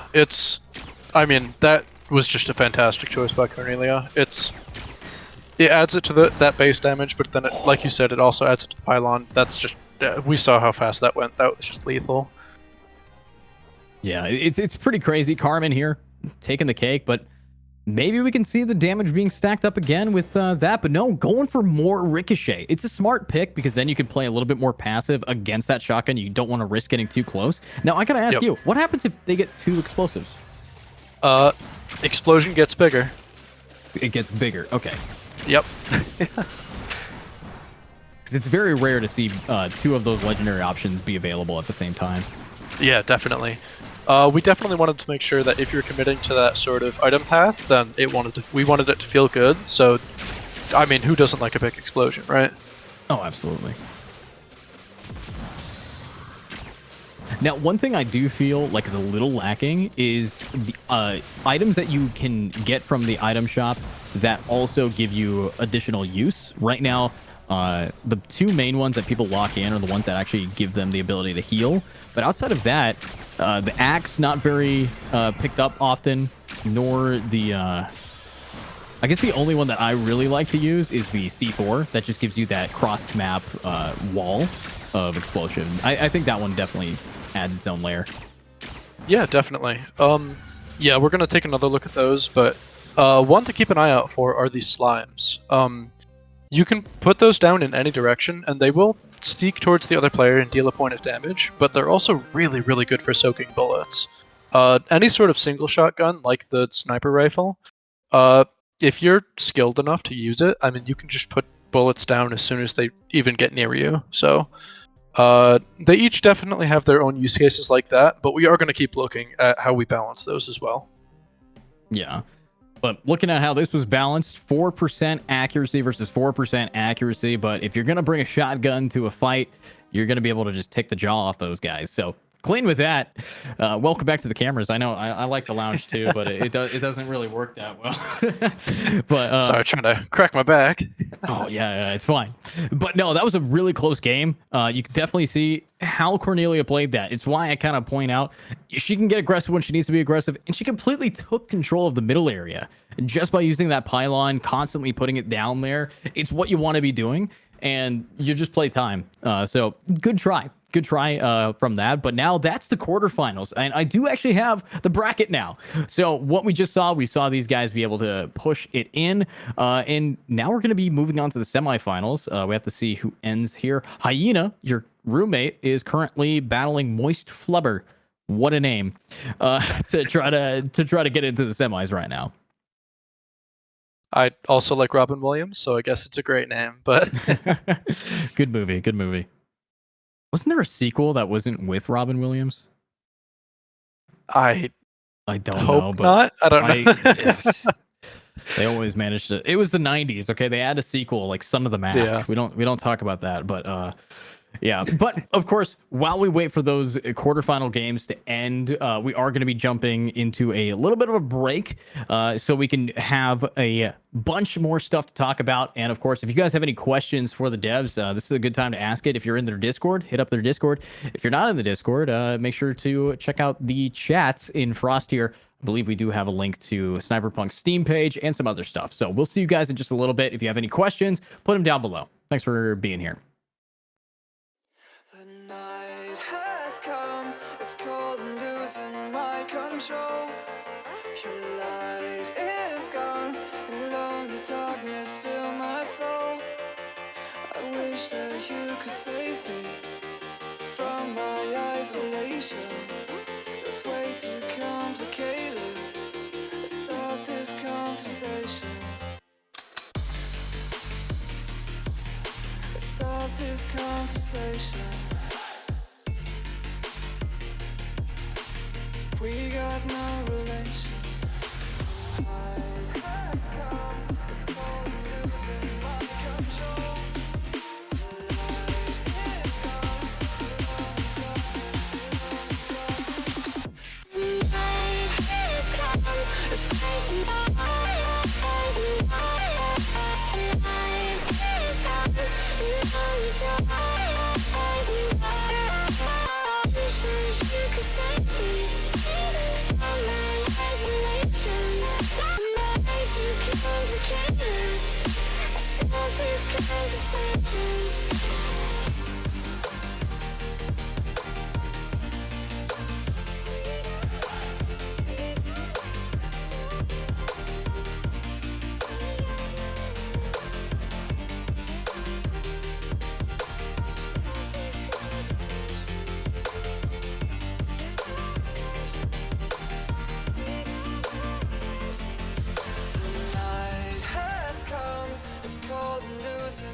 Control. Your light is gone, and lonely darkness fill my soul. I wish that you could save me from my isolation. It's way too complicated. Let's stop this conversation. Let's stop this conversation. We got no relation. No relation. We got no relation. No relation. The night has come, it's crazy. The night is gone, and it goes like, wish that you could save me.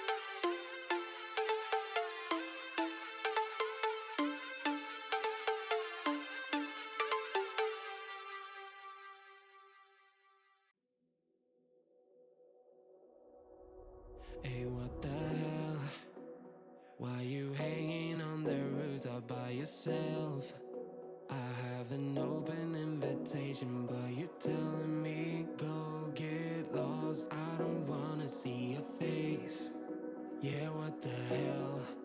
So why don't we stay out to the morning light? Cause two wrongs can make a right. We're just doing what we feeling right now. Some Chardonnay, we camp in the parking lot. Leave traces of plastic cups. We're just doing what we feeling right now. So what the hell? Why you hanging on the rooftop by yourself? Always waiting for the one, but I got news for you. I'm the best that you can get, so what the hell? Yeah, what the hell? So what the hell?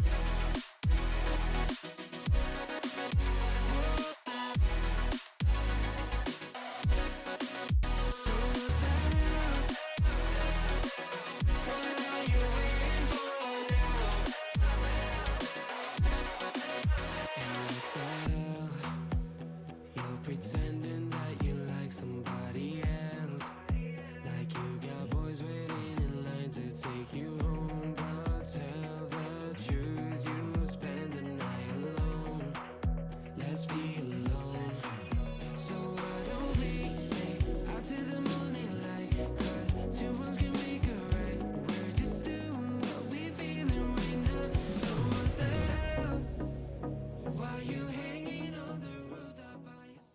And welcome back, everybody, here at Frost. We have, of course, a tournament going on for a brand new video game called SNIPERPUNK, and I am Edu, joined by Brendan, who, of course, is one of the lead developers of this new alpha game, and this is now the semifinals.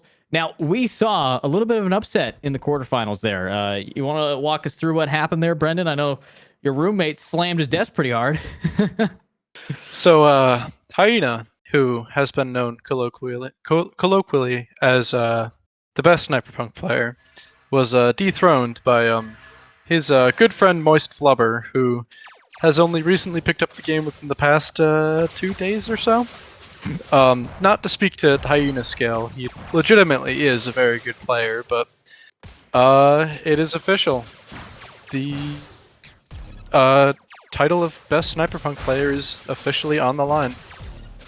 Well, let's see if they're going to be able to claim it soon, as we got a Tommy. We haven't seen this since round 1 here versus, yet again, another Eclipse. See if they are going to be able to do the damage. Of course, I believe we are in pistol round.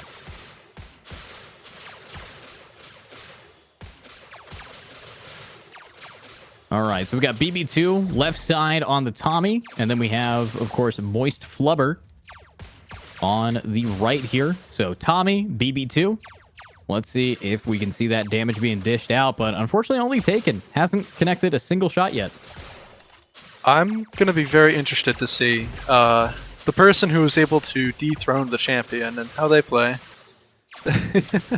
Well, we're watching them just completely demolish this Tommy right now. Oh, they finally took one. Oh, took two. I'm surprised that I haven't seen a lot of plays through the portals quite yet.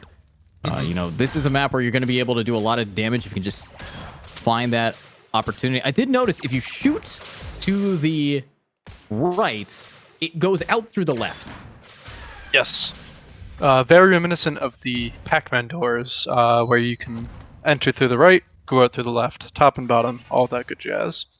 Right, but also, like, for example, if you shoot towards the right side of the entranceway, it comes out at the top from the left. Just weird. Yeah, well, like it mirrored it for some reason. I don't know why. Maybe we'll take a look at that. Yeah. Yeah, I was playing and it would, like, every time I would shoot into the portal, it would go out the opposite direction from where the bullet would go from. Like it mirrored it. Nah, like direct. It was a strange little bug. Things happen. Yeah, well, Ooh, I like that aggression. Oh yeah. The Akimbo and the bow, two of the strongest items in the game right now. I'm very interested to see.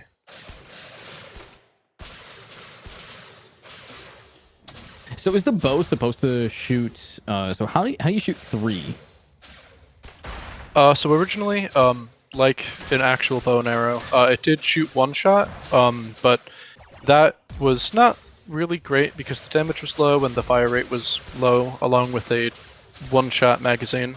So it does deal it does shoot out 3 shots, sort of in a shotgun cone. And if you charge it up, those shots become faster and do more damage. Okay. Makes sense. But looking at this, we got, of course, really? The punk That juice. that is a weird pickup. If you have first pick accuracy and you don't pick up the recoil and the not the recoil, the ricochet, then you're gonna be having a bad time. This might be a play. I'll give him the benefit of the doubt. This might be a play on the just not super in-your-face aggro nature of Punk right now. If they can get off that punk juice, then that's a good amount of healing. Not using lifesteal, that could make the difference in a match. Yeah, I mean, Punk Juice, though, I believe it only has 1 charge, so you're only going to be able to pop it once, as well as this is a map where you can get flanked so easily. When are you going to have the time to stay still long enough for Punk Juice to get popped off? Yeah, that's the thing. It's a big risk reward, so it definitely an interesting decision, but like I said, benefit of the doubt. Maybe thinking in line with what they're thinking, maybe. Now 4 HP to 5 HP. Let's see if they can clutch that up and make it 3. This Tommy not looking too happy. Let's see what they can do. BBG. BB2. Not sure what happened, but somebody's dying. Nope. Okay, we're good. Oh, and from the back, it's going to hit you. That's a lot of damage. Now 1 HP and dies to the ricochet. Oof. Wow. This MoistFlubber player is definitely picking up the paces there. And oh, this is a good loot pool, though. Really? Okay. Right, best. Okay. That's an interesting decision, because if they decide to go for the Seek and Destroy, that does nothing. The first shot is blocked by the Riot Vest, so in essence, I mean, it kind of leaves them without options. That is an interesting decision. Yeah, but I mean, when you have a Tater level 2 and a Shield level 2, you're gonna pick that up. Yeah. Yeah, yeah, I don't know. And yep, there it goes. Your Riot Vest has protected you from 1 damage. Which a shield would have done that for 3. I don't get it. I don't get it. Yeah. Good damage so far, though. This bow. Definitely, as you said, one of the best weapons in the game. Mm-hmm. It's, I mean, the power just comes from its versatility, really. Like I mentioned before, it does sort of have a shotgun reminiscent sort of cone. So if you do get up close and personal, yeah, you stand to take a decent amount of damage if they're able to hit you. But you can sink in just crazy damage if you hit all 3 of those shots up close. But also, you can hit him from long range. It does have 3 ricochet, so you have options with that weapon. Yeah, absolutely do. But oh, that Molly wanted to go in between, got stuck. There we go. Looks like seeing this at 1 frame. I don't know how they got to that part of the map, but they did. It was just instantly. But let's see this now. All right. Lots of damage, though. I'm looking forward to seeing how this game is going to progress. But if this Tommy is not going to be able to hold their own, it's going to be just round after round taking them down. Yeah. They are getting a few stray shots on, so it's staying close. Punk's not in the most safe position, but yeah, totally. It's definitely heavy in Punk's favor right now. Yeah, and that's gonna cut it. Now 4-0. BB2 gonna have to pick it up a little bit. Maybe do some more damage. Maybe try to find some picks. I know that backfire being an option, and instead going with that might be a good combo, because you do have the combo of the Molotov plus the airstrike, so that could be nice. But again, giving up the backfire to someone who already got the ricochet, I think you might want to start counter picking, because you can take a lot of damage now. 8 backfire right away. With the 3 ricochets, with the high damage of the bow, backfire is a strong option for MoistFlubber, but maybe cutting off their movement will be enough to just sort of limit their options. see what happened? You shot it that way, and I guess it hit the corner of the door before it came back in. So, yeah. Huh. It's just, it makes it so it feels like when you shoot it, you want it to go down into the room that you're shooting towards, and it doesn't because it hits the corner or the middle in between the area where you can't actually see the projectile. So it comes back in the opposite way. So it kind of lies to you a little bit. Mm-hmm. Yeah, we're constantly tweaking it so that I believe Andrew is watching right now. We will take a look at that pretty much when when we first get a chance. Yeah, of course. Oh, yeah. I just like I want to see some. I'm surprised though. We haven't seen any evac yet, and I would think evac being the highest skill ceiling, anyways, would definitely be good, especially with how these guys like to play. You get an evac, you get up close and personal. You just be able to, you know, block and hit them for consistent damage, and you don't even take it back. One of my favorite builds is actually building a full HP and just heavily relying on sword slashes to do the damage. But Tommy, with this AoE clear, is doing such a clean job, but unfortunately, it's not enough. I did read before that Caramel, they are cycling through each of the characters, so maybe in ooh, Void Gun. Sorry, let me cut that off.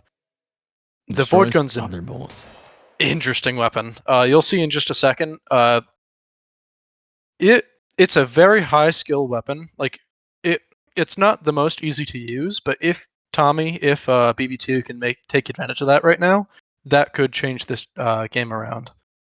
Absolutely. I really think, though, if you get another ricochet, that's, I believe, 2 ricochets additional, because the 2-star, with the double backfire, I think Flubber can just one hit anyways. Obviously, the flak jacket is going to protect a little bit from that, but it's going to be a lot of risk. Hopefully, the Void Gun is going to be able to clean it out. But no, going with just... Did they get timed out? No, they still had 10 seconds, yeah. Okay. That was an active decision. That's... But I'm not sure if we'll be able to see it there, but yeah, the Void Gun is eating those bullets from Punk. But it is definitely not the easiest weapon to use, so... Yeah, not too many ricochets either, so... But, honestly, it's a zoning tool more than anything, but... You didn't eat it, and you ate the wrong thing. That's going to be now... First to 7, already down. I like that they didn't even need to get the additional ricochet to win the game. I mean, it's that simple. I mean, they knew they needed the white tater. They took the white tater.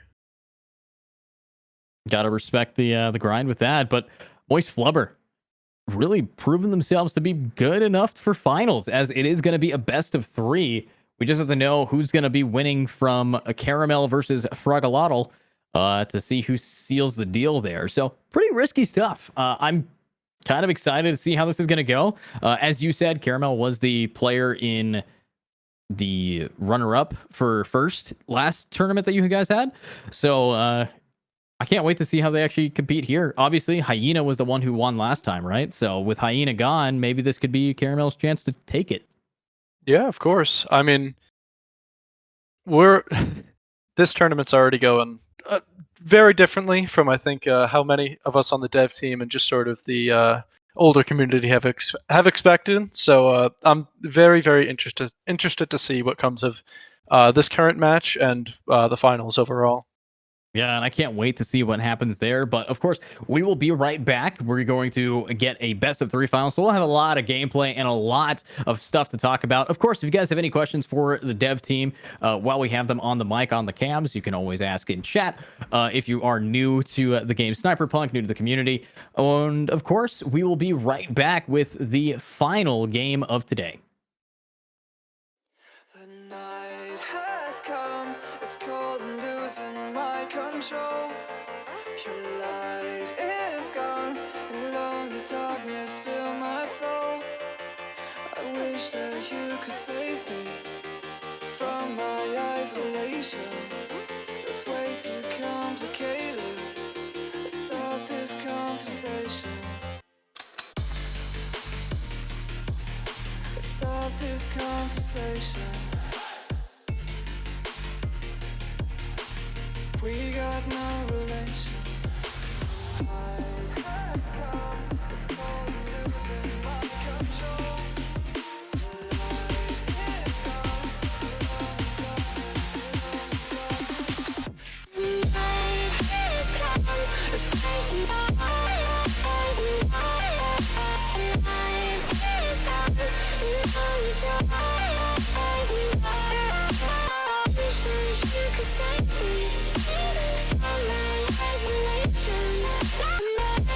complicated. I stop these conversations.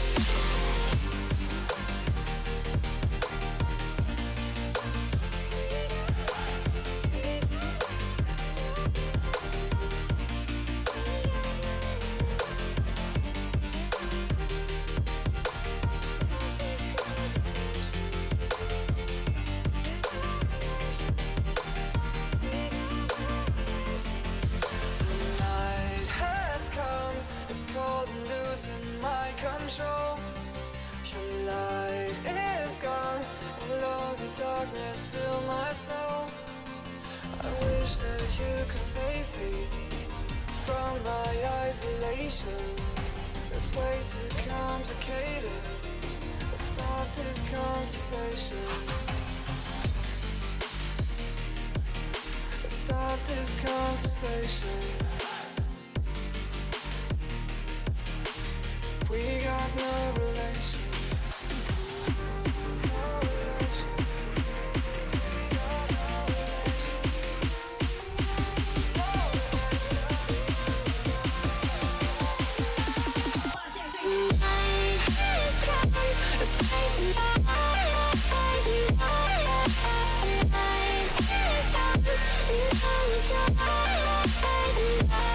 And it goes like this. You could save me.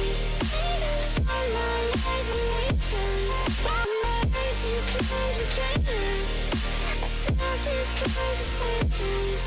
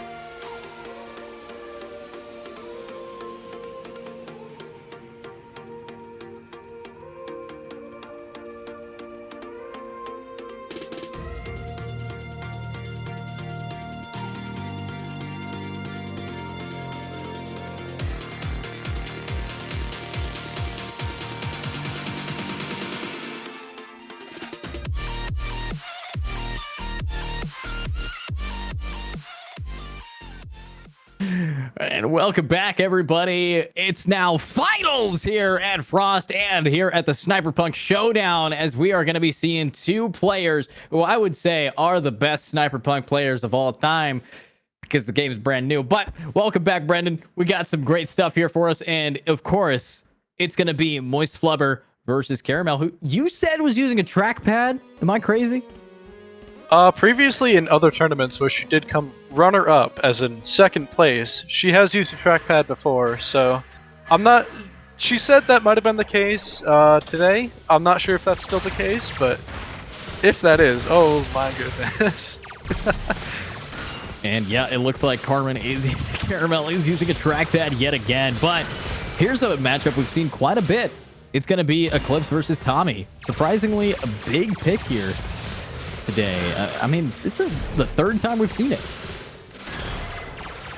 Yeah, definitely, like, it's a safe pick. Like, Tommy, very good zoning control with that Molotov. Eclipse, very good movement with her dodge and the shoot through walls. Like, definitely two very popular picks of a cast of 4, of course. So yeah, well, let's see if it is going to be good enough to win it out, though. Of course, already we're seeing Caramel on that trackpad not having too much of a fun time here, because I do believe Caramel is the one in Eclipse. I'm not sure, though. MoistFlubber was playing a lot of Eclipse. I could be wrong, but let's see if they're going to be able to do the damage, as that is a beautiful aggression. And yep, it's actually Caramel on this and taking it down. You just got trackpadded. they went for the dodge kill too. Tommy's dodge does 1 damage. I see the sniper. I also see the bow. This is probably a list of the best guns in the game, to be honest with you. I don't think there's a bad option right now. Yeah, that is a strong pool to start out with. Boom-O-Matic, also an interesting option that we have not seen here today. I don't like this gun on this map because you'll notice once you get a little bit too close to these, it does. Yep. It is a little open, and that does count as a collision, so it does deal explosion damage, which means you can't get too close to the bubbles. Not my favorite pick either for this map, but the explosions are nice, so I'll give them that. Yeah, but I don't want to see this go down trackpad to SD. The self-destruct not going to be healthy enough, but that is a lot of zoning. You can tell that they're playing around the ricochets quite a bit and making sure that the players are not where they want to be. And look at that combo. That's what you want to be doing there. Definitely. You can tell why this is the runner-up. But, oh, clean ricochet. Ooh. Now, this is, of course, going to be a best of 3. So we're going to see 3 separate builds, or maybe even the same, but the odds of that are pretty low. But wait a second. Is that the mystery gun? I'm surprised that we're not seeing that get picked up over the Boom-O-Matic. I would think that that would be pretty good, but you got to take the damage. Yeah. The Game & Gun is, it's for people who like to play Yogg-Saron and Hearthstone, if you're familiar. Yeah. I play a ton of Hearthstone. Yep. So, spin the wheel, let's see it. Randomness, and I never agree because I can never get it to work, but somehow my enemies always get to use it quite effectively. So it's a fun item. Definitely is. The zoning coming out pretty large here. A pretty even game so far, but dang, that is a whole lot of damage. Call Phil Swift, because it's going to be the end there. Yet another round won by Carmen. I think, honestly, they can keep that going. Mm-hmm. Ooh, big risk and reward here. Backfire. Do it, Carmen. Do it. You know you want to. Come on. There we go. Wow. Backfire on the sniper, though. Good option. Yeah, backfire. Definitely. I mean, it pretty much just makes it so you have the glass cannon, because this gun stacks backfires, so. Yeah. It is a little bit... It's definitely more skill reliant too, because they do need to be hitting those ricochets, but on a map where you can just duplicate your shots like this one, not as hard as other open maps. Ooh, just hit himself. Luckily, whenever you do your own damage, it only hits you for 1, or this player would be, never mind, already dead anyways. Wow, Carmen. Pulling away here a little Something bit. about somebody playing confidently with a trackpad is terrifying, but MoistFlubber, you better be picking up the better item. I mean, there's no way you give that one up. Oh, they're thinking about it. Well, I mean, the thing is, Carmen does have glass cannons, so you don't really need that much damage to kill them. But now it's a guaranteed 1-hit, 1-kill. Because that just became 4 damage on their first hit, no ricochets, plus backfire. That ricochet is going to do a lot of damage now. Oh, but look at that. Picking up the shield, completely making the glass cannon just worth it now. Yeah. Ooh, 10 damage. Ooh. All the way through the shield, all the way through everything. 2 HP in a dream. Sweating. Ooh, oh, 10 again. Wow. Yeah. MoistFlubber is dodging all over the place. Bobbing and weaving. Oh, we got some more ricochet. Definitely something I could see get picked up here. But no, going for the shield. Denying Carmen the shield. Smart play, counterplay it. But if you're denying the shield, it's going to just be HP as an option as well. Also true. Let's see, these explosions are quite big, but that is a lot of damage coming out there. I could definitely see this game going further each round, especially with how these guys are building up the HP stats. They are worried about the big nukes that they can potentially dish out here. Oh, definitely. Now, here's the question I had. With the orb here that increases the projectile size, when you hit it, does that change how big the size is, or is it always standard? Because it has an animation. Yeah, this one right here in the middle. When you lock that in and hit it, does it depend on like the animation, or is it always the same consistent size? Oh, no, the bullet does get bigger as well. So Yeah, it will become easier for you to hit your shots. If you run into that, you can't get those quite pixel dodges like you can with the other thin bullets like that after you hit that weapon, or after you hit that orb. Right. Let's see here, though. Oh, just direct hit for 4 damage. Definitely what we want to be seeing. Trading back and forth between those pillars. Wow. Carmen is just throwing a ton out at them. And, oh, comboed. This is what we mean when we say SNIPERPUNK's a bullet hell. Wow. Definitely getting up there. I would expect Flubber here not to want the focus sash, maybe even more damage. No, more shield instead. Okay. Well, I think we know what they're picking. Carmen definitely going to rock that with the glass cannon combo. Yeah. Oh, they need the survivability.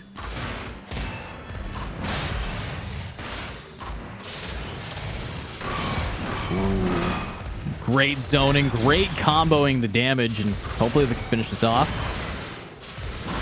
This is pretty close. 3 to 4. Ooh, MoistFlubber's in a corner there. Oh, wow. Clean with it. I mean, that's insane. Carmen, trackpad gamer, might win it, but here's another glass cannon. I know it stacks. If you get backfire, you give up a second glass cannon, which I think Carmen might just take it. With Ooh. MoistFlubber has taken a few shields. He can survive. He can afford to cost the health a little bit. Yeah, but now they're kind of on an even playing field, except for a little bit more HP, shield-wise, though. For sure. Nobody's picked any regen items yet, which is understandable because a lot of them require you to be very still. Yeah. 12 damage. Oh my god, that is pretty scary. But the backfire is also online here, so we can see these orbs getting bigger and bigger. 14 damage from bouncing around. I think we're at match point now. Let's... Oh, yeah. Wow. Okay, we've watched a lot of games today. This game, I don't know if the game somehow knows that it's like the finals, but there are so many more legendaries than we've seen before. We actually have this super secret AI. It knows when the most exciting match is going to happen. Yeah. Honestly, I'm surprised that with the glass cannon, with the boomstick, you're not picking up the explosions, because that does double the size of the explosions as well. But going for more HP, trying to tank it. Carmen's playing it safe. I mean, we're sitting at 19 versus 24 effective HP right now. Oh my, 18 in one shot. Oh my goodness. And it doesn't matter. 20! Oh. Wow. That's glass cannon for you. If Carmen didn't pick up that tater, would have been one hit, is the crazy thing. So, good job in this best of 3. Game 1. Wow. You have to applaud the item build there. Like that was a perfect read. That was clean. Wow. Okay. Well, I guess we're going to be seeing what they can do next. I think Carmen said that they were going to be bringing a lot more characters to the selection here. So I want to see an evac. I do. I can't have an entire tournament with not one evac 45. I'd love to see it. It's a high skill character. We've seen that Carmen is a high skill player, so they can probably accommodate that, and it's just fun to watch. You know, we haven't seen one on stream yet, so yeah, that's pretty crazy. Obviously, high skill, high reward. The steel character definitely good, but Carmen here, I think, is going to be sticking to what worked. It's definitely map dependent, but unfortunately, you don't know what map you're bringing when you pick a character. Weapons, though, you're gonna have to try to build around it. So getting into that next game is gonna be pretty intense. So I'm pretty excited. Can we see how they're gonna be picking it right now, Nick? Are they still in that lobby? Because I mean, it's a best of 3, so they should just be able to hit rematch, right? Maybe. I don't know.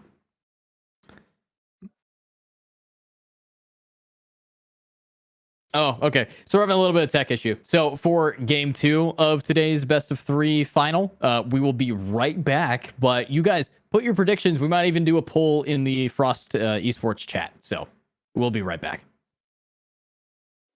The night has come. It's cold and losing my control.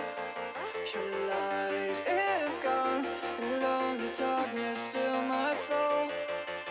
I wish that you could save me from my isolation. It's way too complicated. Let's stop this conversation. Let's stop this conversation. We got no relation.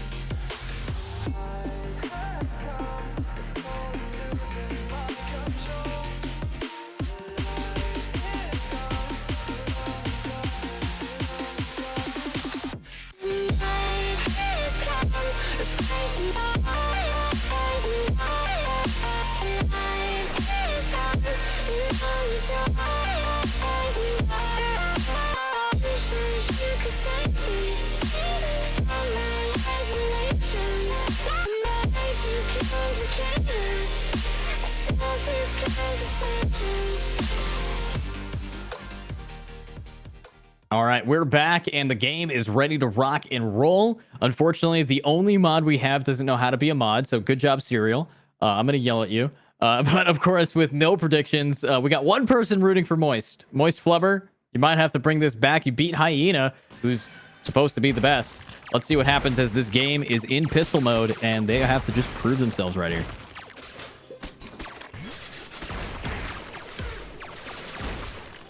You see, that body block, the fact that you can just completely shut down the turtles is crazy to me.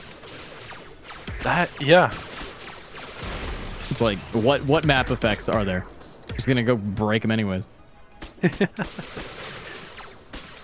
I am seeing that Moist is sticking on right punk, whereas Carmen Caramel switched off to steampunk. Which, I mean, you just mentioned the strong pylon interaction there. I'm gonna put 9,000 channel points on MoistFlubber, so we can spread the love. Let's see what happens here. 9,000. I mean, yeah, I've casted a lot for Frost.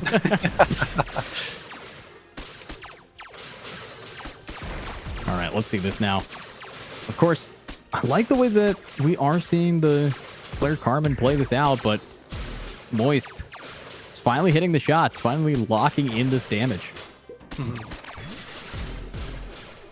Ooh.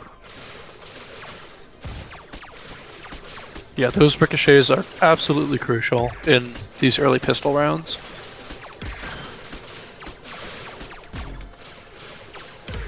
Let's see this. Oh, damage. And honestly, though, the pistol rounds do not really tell how the game's going to go. I've lost a lot of pistol rounds and then immediately won 7-1.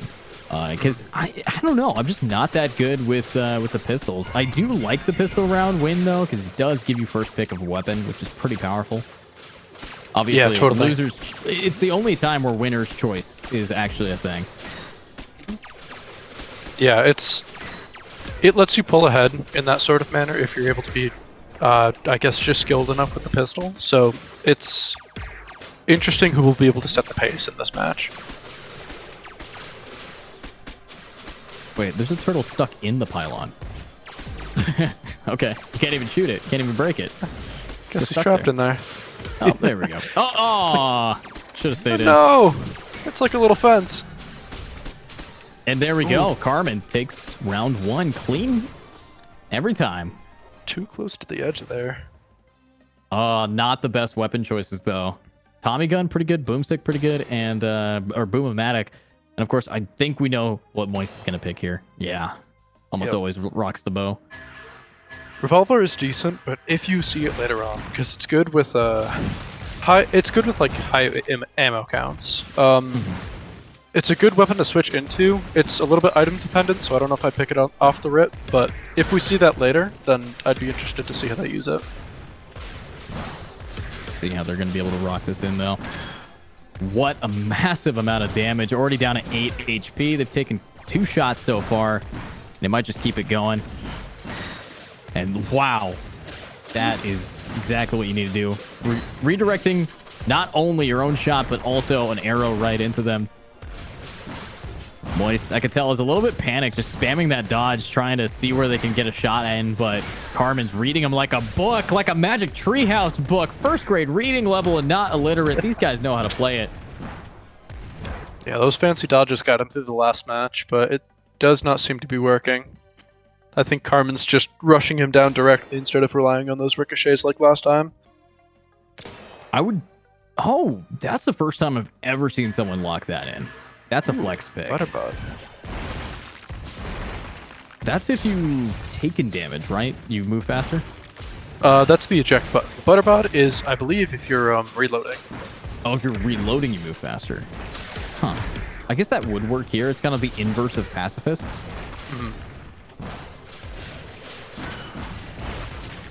I'm still kind of shocked, though. I would definitely expect maybe projectile speed with the Boom-O-Matic. Yeah, it's an interesting choice. Yeah. It does sort of lock them into this singular build, because while the Boom-O-Matic is one-shot, that doesn't really work for high fire rate weapons, because they're just going to have a higher ammo pool, so they seem to be confident with the Boom-O-Matic, I guess. Well, it won them the first map there on Tommy, so you might definitely see that. Ooh. Lots of damage. Loading it up. Smart play here. Now you just have to play around the timing, and you should be able to nuke it. Yep, that's a lot. It's so close. It's what makes her so scary. She can control 2 places at one time. And yeah, you might have a quick dodge, but you might want to not spam it because you're yeeting yourself into Carmen's rounds. Yeah. Oh, good item, though. We are sitting at a flat 50-50 on the poll right now. Wow, that's crazy. See if it's going to be good enough. You know, mentally I'm rooting for Carmen, but channel point wise, I need Moist to win it. I voted for Carmen just so that we have a little bit of a caster competition here, but the story of Moist beating the best player after only playing for a few days is that's an interesting one. Yeah, they've definitely gotten their practice in early, but oh yeah, look at this. Okay, get the, you know what you want. Yeah, I was not expecting that, to be honest. I did not expect that at all. I thought we were going to be seeing more of the damage here. Yeah. I mean, I guess it does slow down that match a little bit, but I would have expected the damage or the ricochet. And they've already picked up one backfire, so Yeah. damage is damaging. Carmen just taking a detour to go kill turtles. Always fun. Who needs the environment, right? Screw the turtles. It's smart though. It's smart because you're taking advantage of just making sure that you don't have any other factors in your rounds besides just your aim. So anytime those pop up, getting rid of them as fast as possible to keep it just as predictable as you can. It's definitely a smart play. Yeah, for sure. With a single shot weapon like the Boom-O-Matic is, you want as little predictability, or you want as little unpredictability as possible. So if those were to spawn up just as Moist hid behind them, then that's a shot they're entirely eating up there. Yeah, and also the Boom-O-Matic, it detonates when it hits those turtles, so having them near you is a definite not good play. Oh yeah. Like we can see there, even the splash, the turtles, to fire damage and explosions, they have a little bit of resistance, so the AoE on the Boom-O-Matic will not just outright kill them like it will for, I guess, smaller hazards like the crystals. True, and if Flubber gets that middle point, it's not going to be a good game. They're thinking about it. There we go. You gotta get it. I mean, you have a weapon that reload speed doesn't quite matter considering how fast the bow just shoots anyways. And with how many rounds they shoot off, the damage is going to be huge here. 3 ricochets and 5 damage per bullet. You can just shotgun that thing for 15 damage. Like, you know how it said it reduces the reload time? Look at how fast it still is. I mean, what? There we go. That's what you do. Kills. That's the bow is versatile. Yeah, like that's how you're supposed to play that one. So this is back to a question of development. Is there going to be an option of like a custom game similar to other games of this genre where you could pick a map? Obviously, I think map pick might be pretty important because some people actually just prefer other ones. Yeah, of course. So right now, currently in the works, we do have a map select not going to be worked on. It is actively being worked on. You will be able to, in between, I believe every 3 rounds, you'll be put on a neutral stage, and then the winner of that will be able to select the map. Obviously, we're going to fine-tune that interaction, make sure that that's all balanced and fair between the winner and the loser, I guess, but yeah, that's the current plan. Okay, makes sense. And another one? Oof. Oh, that is so lucky. These damage numbers are going to be crazy. We see the slime getting picked up, though. I'm not really sure how that slime's going to work out with the Boom-O-Matic, but it plays itself out. But oh my god, he's just being aggro. Yeah. He's made that build work for him. Now, here's another thing. Carmen's dodge can go through her pylon. I don't know if that's intentional or not. I don't believe normally it is. We will take a look at that, but if it is, then yeah. I know a lot of bugs with Carmen with that, so yeah, a little bit. But it is an important detail to note that like it's all about predicting your opponent, both in leading your shots, but also if you note that they're going to be trying to take advantage of that terrain that they're blocking off, then that's an opportunity that MoistFlubber could pick up right there. Let's see if they are going to be able to pick this off, though. I like what Moist is doing. The zoning that they've been doing is pretty clean. Sometimes they just get a little bit too dodge happy and dodge right into rounds. That's happened now 3 times. Yeah. Okay, make that 4 times. And let's see what else they can do. I mean, if they get this aggressive with it, though, they will be able to do quite a bit. And they can just one hit because of how much damage they've stacked up so far.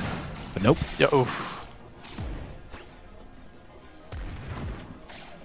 Now, this is a best of 3, so Carmen not only has this game point, but also has the entire tournament's point under their belt right now. So going with the shield to try to get a little bit more aggressive while you see another Boom-O-Matic. What happens if you get 2 of the same weapons? So it increases the damage, increases the fire rate, and then increases the reload time of the weapon. So it's basically just an all-in-one. Some, like, oof, there it is. Wow. But as you were saying, with the weapons? Oh, it's sort of just a across the board, just good option to upgrade your weapon. Give it a little bit more damage, give it a little bit more versatility, but some items like the legendary hammer will increase damage a little bit more, but it's just sort of the across the board stuff that's nice to have on some of those weapons. Yeah, absolutely. And honestly, though, clean round there from Carmen, taking it back. MoistFlubber definitely proving to just be better than Hyena, which apparently is not that hard. As you know, these guys have to do the damage. But of course, that is the end of the finals here for us. So amazing tournament so far. I believe now you get an actual game key for free, as well as $50 for Carmen, and second place does get a game key as well. So. GG's. But an amazing attempt there from everybody to see that damage be put out. And it's been a blast here casting with you, Brendan, to just have some fun. So, yeah. Yeah, you as well. Thank you so much for coming. Yeah, it's always fun to be here. And of course, if you guys want to check out SNIPERPUNK in its entirety, make sure to join its Discord or check them out on the Steam page. I assume that they also have a website at SNIPERPUNK. Is it just sniperpunk.com? At sniperpunk.com, at entercontrolstudios.com. Find us wherever. Perfect. And of course, if you guys ever want to see my stuff, that's just going to be at EducateNator on Twitter. I think there's already a link there if you want to see me with facial hair, because that's usually what I got going on. But of course, it's been a blast casting here and just being able to ask all the questions. You know, I had a lot because I've been playing this game a ton. I can't wait to hop in the Discord and kick these guys' butts. But of course, I'm going to have to be bug testing this game a few more times and seeing what goes on. But enjoy your 9,000 channel points. I made sure to give them up for free, I guess. But so GG's, everybody. Thanks again for watching. And any final shout outs from our wonderful developer? Anybody on the development team or friends you want to shout out while you're here? You can, you know, thank your mom, dad. Yeah, sure. I'll thank my mom. Thank you, Mom. But also, thank you to the devs. I've really appreciated working on this project with you all. A lot of work has gone into it, and it's really, really cool to be up here to see that sort of in action. So you guys have done a great job. Thank you for everything, I guess. Perfect. And again, thank you guys for being here, watching, and competing in the tournament today. Of course, if there's one that's going to happen again, just keep an eye out in the SNIPERPUNK Discord. If I have an opportunity to cast it, I'll be there. So thanks again for watching, and we'll see you the next time, maybe. The night has come, it's cold and losing my control. Your light is gone, and lonely darkness fill my soul. I wish that you could save me from my isolation. It's way too complicated. Let's stop this conversation. Let's stop this conversation. We got no relation. I have come, it's cold and losing my control.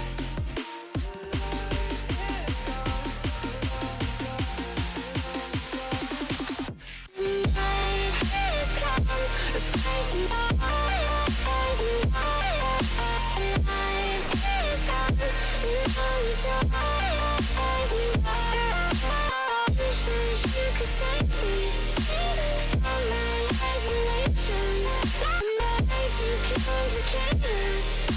Stop this conversation.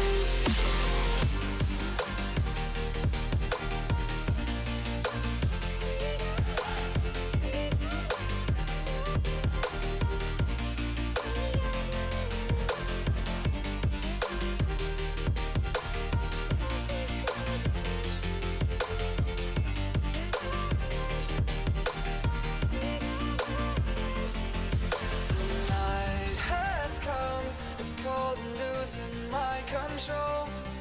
Your light is gone, and lonely darkness fill my